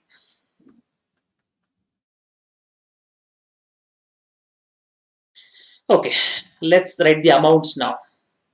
On 31st March 2019, when will I decide the coupon rate? 1 year in advance. So I'll decide on 31/3/2018. Now on 31/3/2018, what is the prevailing market rate? I don't know. I don't know what will be the prevailing rate future, but what is the assumption? Whatever is the present prevailing rate will remain same for remaining number of years. The present prevailing rate is 11%. As on 1/10/2017, the prevailing rate is 11%, and we will assume that 11% will remain same for remaining years. So 11%, so 1000 into 11%, 110, and we'll assume every year will be 110. And last year you will have 110 coupon as well as you will have redemption price 1000.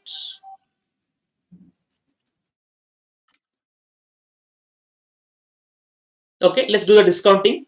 Year,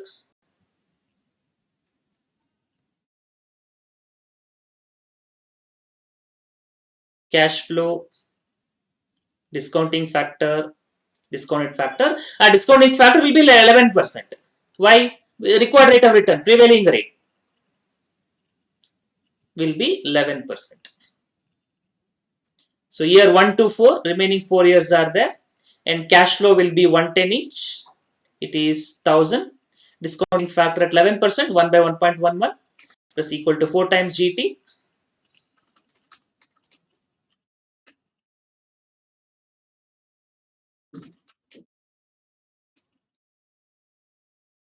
3.1024,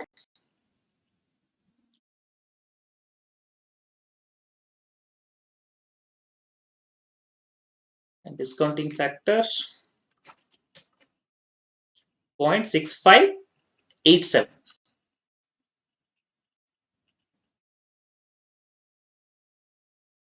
So 110 into 3.1024, 341.26.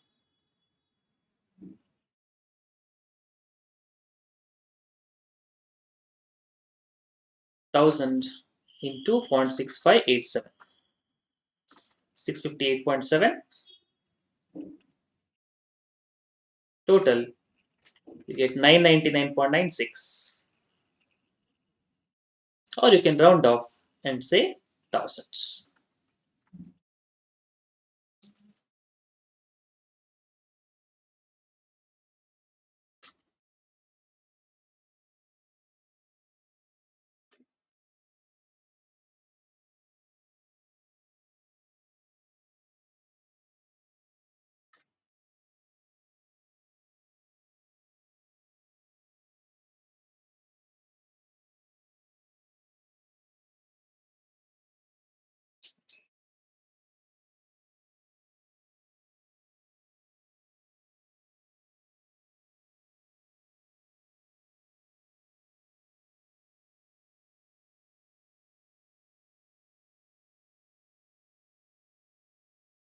And in fact, you should know it should be 1000.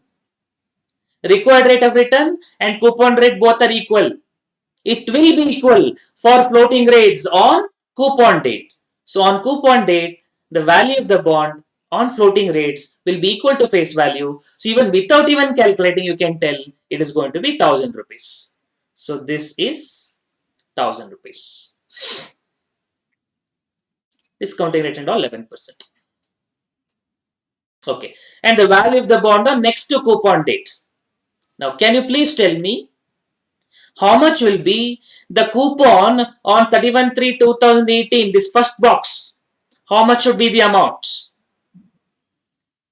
On 31/3/2018, the coupon value we should add, that is not including 1000. This includes coupon of 19 onwards, not on the 18th one. On 31st March 2018, what will be the coupon? It will not be 110 rupees. It will not be 110 rupees. It will be 120 rupees. This amount will be 120 rupees on 31/3/2018. Why 120 rupees? Because this is decided in advance, right? 1 year earlier only. It was already fixed on 1/4/2017. It will not be a surprise on 31/3/2018. On 1/4/2017, the prevailing market rate was 12%. So it was already fixed. It was already determined. Fixing dates. It is already fixed. If this also 110, then that is also present value. I get 1000 only. When you calculate, you'll understand. Anyway, so this coupon date, immediate next coupon date is already fixed. So this calculation is going to be coupon 120, present value 1000 divided by 1 plus what rate of interest? 12% or 11%? 12% don't take it. That's only for payment of coupon. What is the discounting rate? Required rate of return. Required rate of return is market rate. And the market rate is 11%. So 0.11. Everywhere 11% only. Only in this special situation, the coupon only is fixed. That's the only point you have to keep it in mind.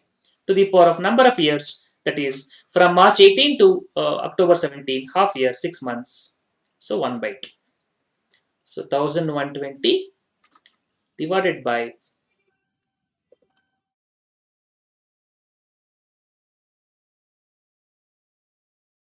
1.11 square roots 1.0536. 1.0536.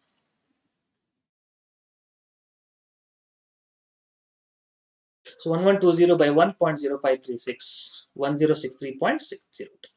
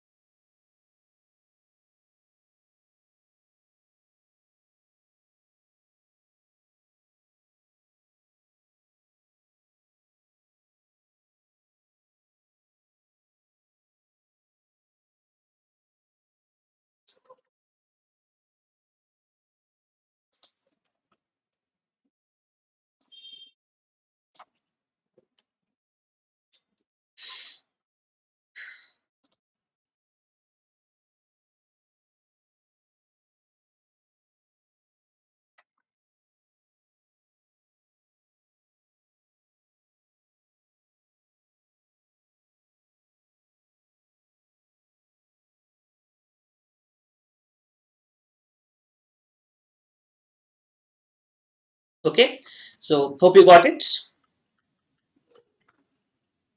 This is about valuation of bonds on different dates.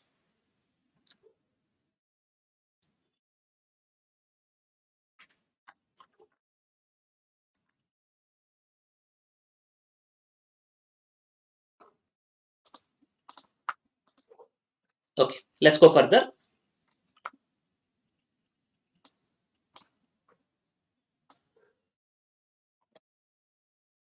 I hope you got this next question.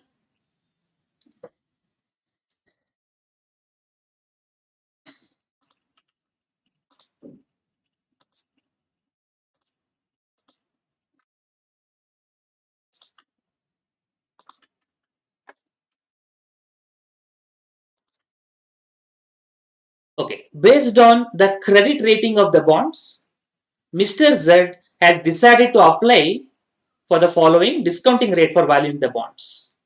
Credit rating, discount rate. If the credit rating is AAA, so what is this AAA, double A, single A? They represent the credit worthiness of the company rated by credit rating agencies. They are not guaranteed, they are mere opinions. They are giving indications. AAA, that means the safest. And double A, little bit more riskier. Single A, little bit more riskier. And what is the significance of the credit rating? As you move to the risky category, the required rate of return will increase. So that's it. AAA is 364-day T-bill plus 3% spread. T-bill, treasury bill, government rate of interest. So the risk-free, we always take it as government bonds, treasury bills, government taking loan. That is always considered as a risk-free. AAA, little bit riskier. So whatever is the government rate, 364-day T-bill plus 3%. Double A is AAA plus 2%. So you increase the one level further, you get additional required rate of return. So AAA plus 2%, then AAA plus 3%. Is considering to invest in AA rated bond, face value, bond currently selling at 1025.86. The bond has 5 years to maturity and the coupon rate of the bond is 15% per annum, payable annually. Next interest is due 1 year from today and the bond is redeemable at par. Assume 364-day T-bill rate to be 9%. You require to find out yield to maturity YTM. What is the yield to maturity?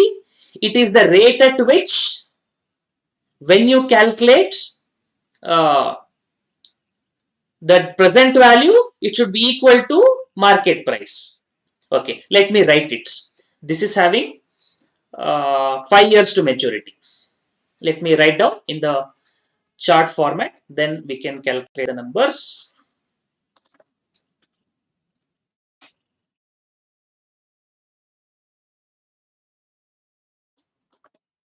Okay, before that, so what is required rate of return will be? Required rate of return, if you want to just understand, required rate. This will be how much? You are investing in double A, which is triple A plus 2%, and triple A is 364-day T-bill plus 3%, and T-bill is given to be 9%. So 9 plus 3, that will give you triple A, plus 2%, that will give you double A. So 14% is the required rate of these bonds. So if I represent it as chart formats, year 0, year 1, year 2, year 3, year 4, year 5. How much cash flow I get? Coupon rates. Coupon rate is not 14%, okay. Coupon rate is already fixed. Coupon rate of the bond 15%. Required rate is 14%. 15% on face value, 1000 rupees. That becomes 150 each. So 150, 150, 150, 150, 150, and last year you'll also have redemption price redeemable at par 1000 rupees.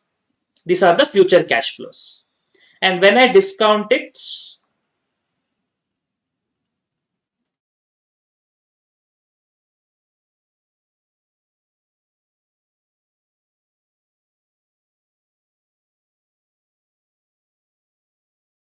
what is the present value I get? When I'm using the discounting rate as 14%, that is required rate. If I use a 14% as discounting rate, that is required rate, what I get is called as value of the bond or intrinsic value, value of bond.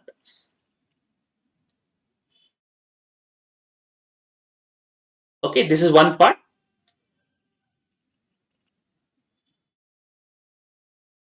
Another parts, year 0, year 1, year 2, year 3, year 4, year 5, 150, 150, 150, 150, 150. This if I discount.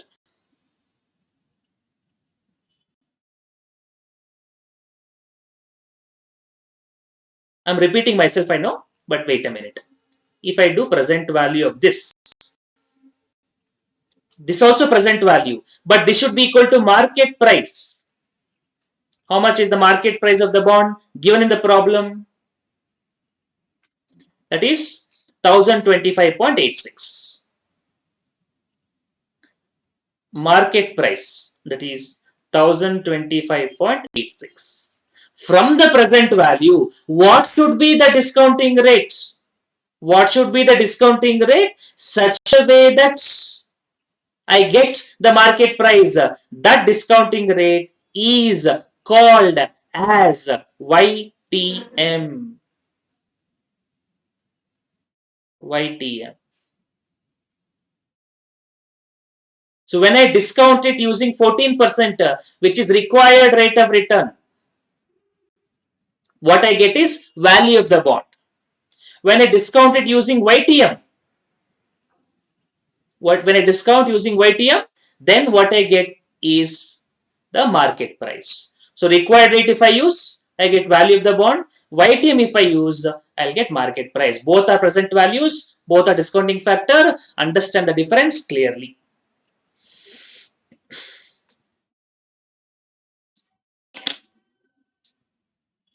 And in this problem, they have not asked value of the bond.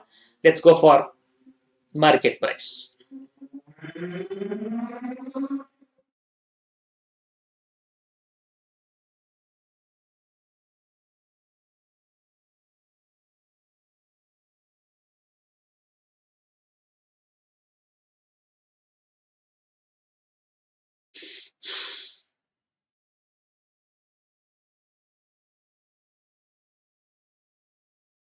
Okay, now one interesting point I would like to discuss.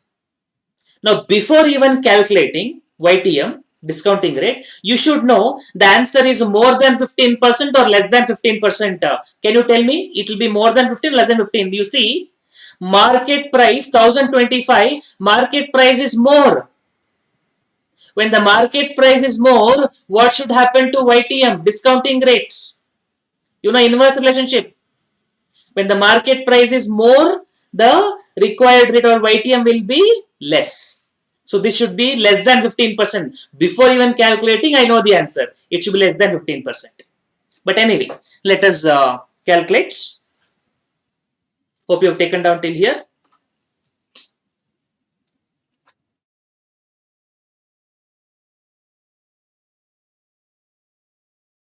Okay, let's calculate now.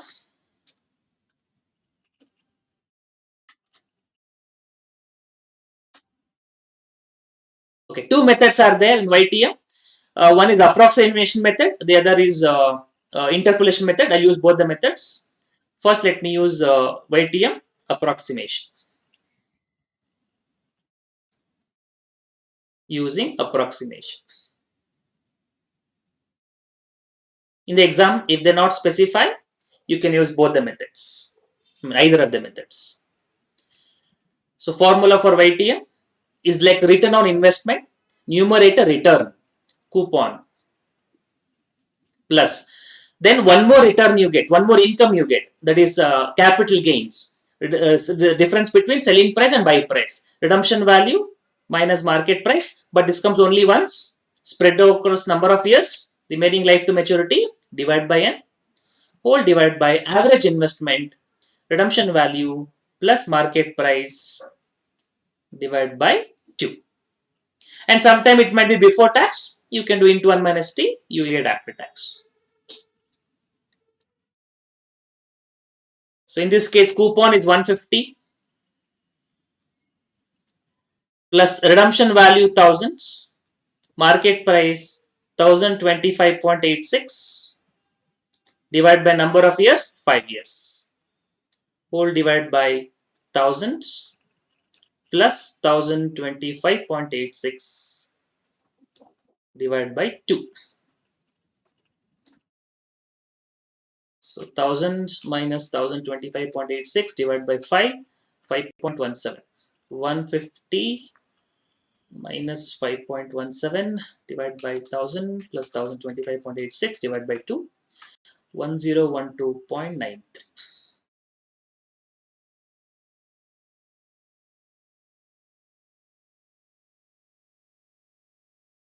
You get 0.1429 or 1430, I think, 1429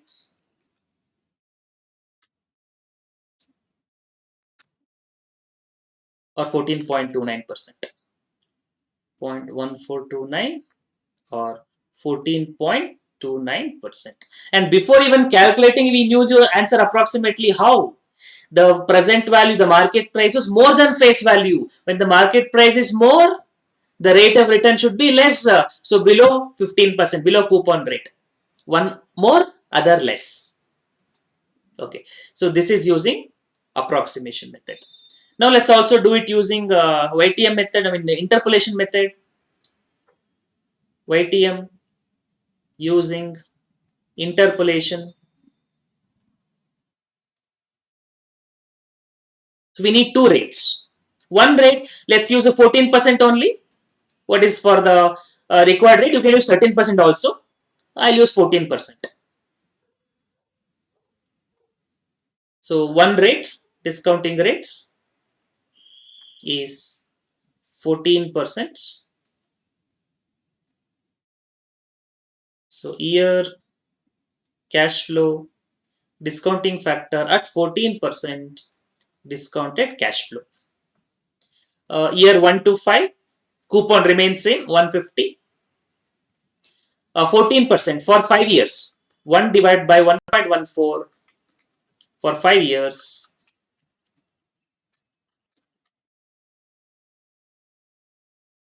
equal to 5 times GT, 3.4331. 3.4331. And last year you get redemption price, redeemable at par, 1.14 to the power of 4, 0.5194.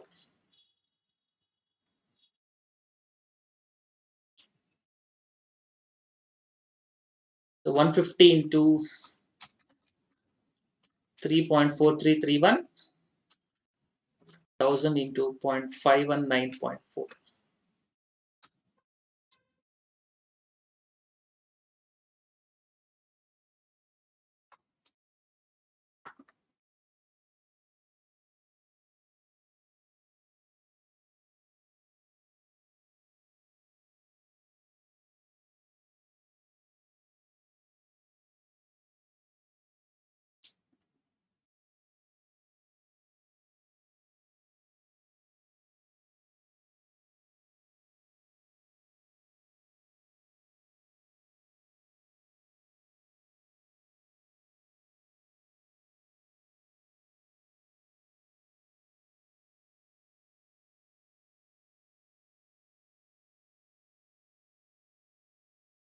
Five one 4.97,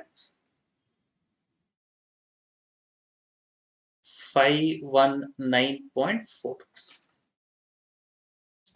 1034.37.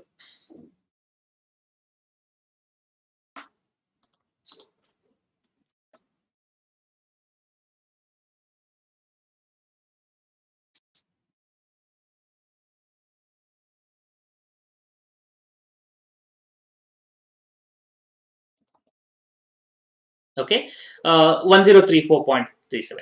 So when I take the rate as 14%, I got the value, present value as 1034.37.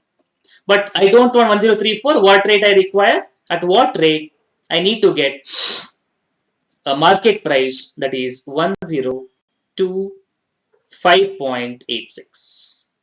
Right? That's what I require. So the value should come down. The value should come down means we should assume one more rate. Should I assume a higher rate or should I assume a lower rate?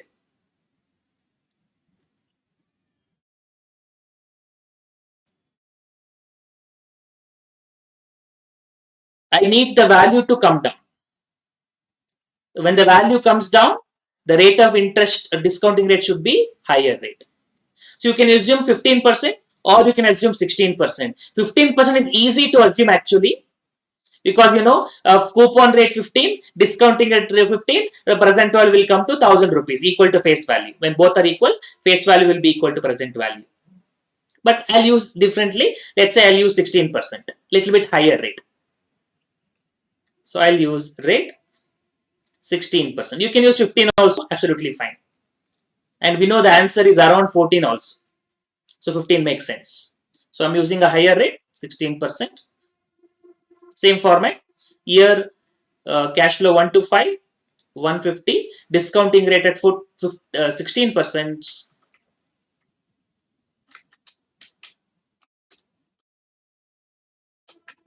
3.2743.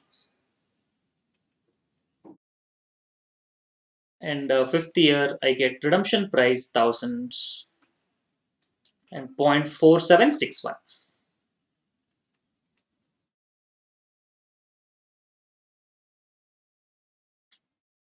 So 3.2743 into 150, 491.15, and this is 476.1, 967.25. Okay, so we got the two values at 16%. We got 967.25. So you can use that interpolation method. 14 to 16, how much? 1034 to 967, how much? Then 1034 to 1025, how much? Proportionately, you calculate, you can add, or you can use the formula. So what is that IRR or YTM formula? That is whatever is the lower percentage plus difference in percentage by difference in present value multiplied by whatever is the present value at lower percentage minus market price. Present value at lower percentage minus market price.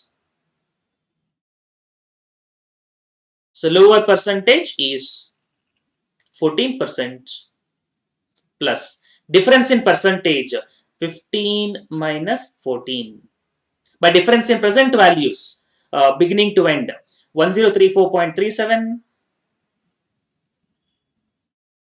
minus 1025 point, sorry, 967 or 16 minus 14, sorry, yeah, 16 minus 14, 1034.37 minus 967.25. Then present value at lower value, that is 1034.37 minus market price 1025.86. So this is 14 plus 2 divided by 1034.37, 1025.86, 8.51, 1034.37 minus 967.25, 67.12, 2.2 into 8.51 by 67.12 plus 14. You get 14.25 approximately.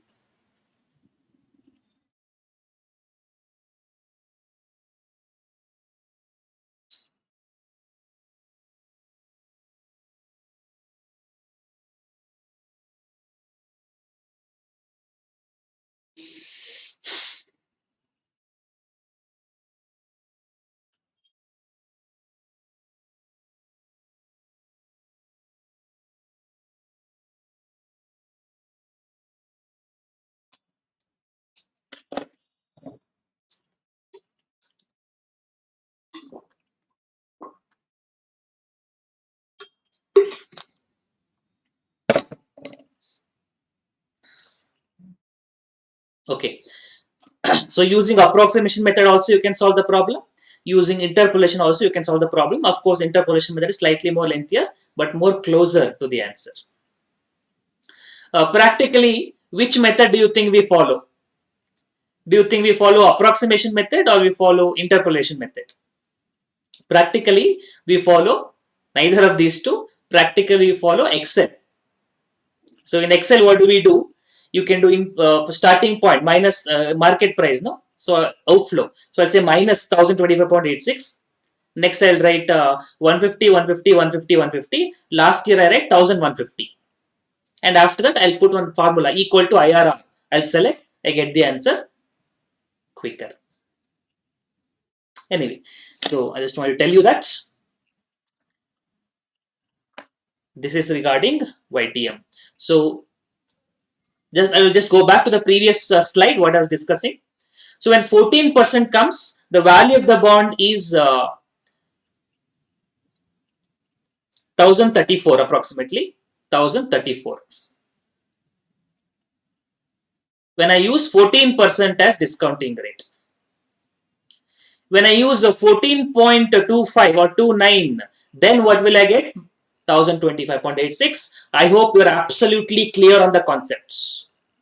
When I use required rates, what I get is value of the bond. When I use YTM, what I get the present value is market price. Of course, when no information available, we'll assume both are equal, but here it is not the case. So how can you make decisions in these type of problems? Value wise, what is the value I'm expecting? 1034. What is the price I have to pay? 1025. My price is less. My value is more. My benefit is more. I will invest. Other way of understanding, 14.25% is what? Is provided by the instrument from instrument point of view. Whereas 14% is what you expect. So it is beyond your expectation, so I'll invest. So this required rate and value is from investor point of view.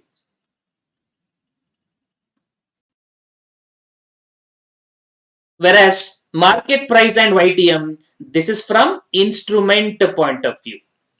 Market or instrument from the bond point of view. Instrument point of view. So be very clear about the two distinctions. Okay, hope it is done. I'll go further.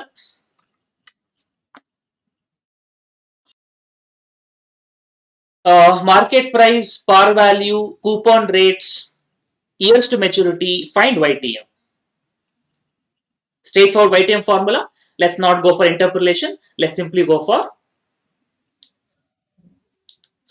approximate formula. That's sufficient. But before even calculate, can you imagine, will our answer be less than 12% or more than 12%? Before even calculate, fix your mind. Will it be less than 12% or more than 12%? That is done by comparing market price and par value. Look at the market price. It is less. So when the market price is less, your YTM or required rate or discounting rate will be more. What is the logical reason for it? Because market price is less, I am paying less. So not only am I get income in the form of coupon, I also get income in the form of capital gains. Market price is less, redemption price 1000, that profit also will get added. Therefore, that my return will be more than 12%. Okay, let's write it. YTM using approximation formula.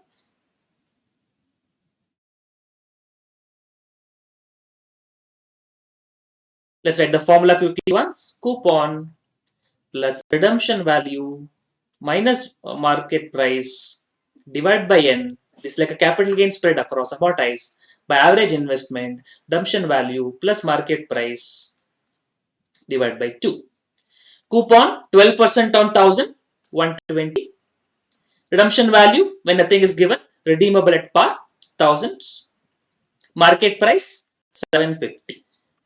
By remaining years to maturity, okay, always not the original life, remaining life to maturity 7 years divided by average investment 1000 plus 750 divided by 2. So 120 plus 35.71.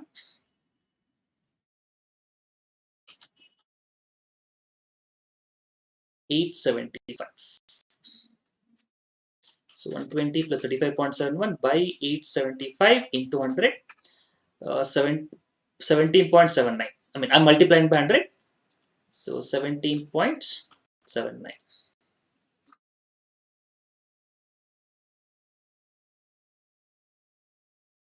Something wrong. What is that wrong? Yeah. 120 plus 35.71 divided by 875. Yeah, 17.79. Correct.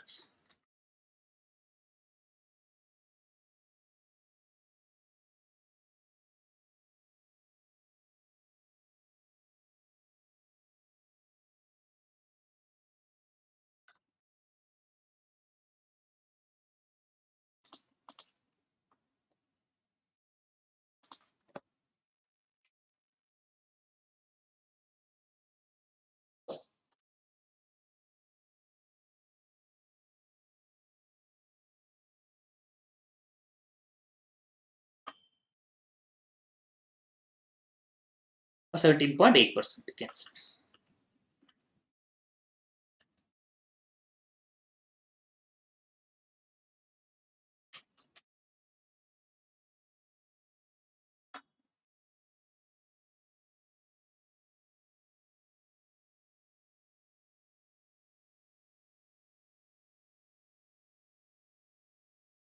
Okay, fine.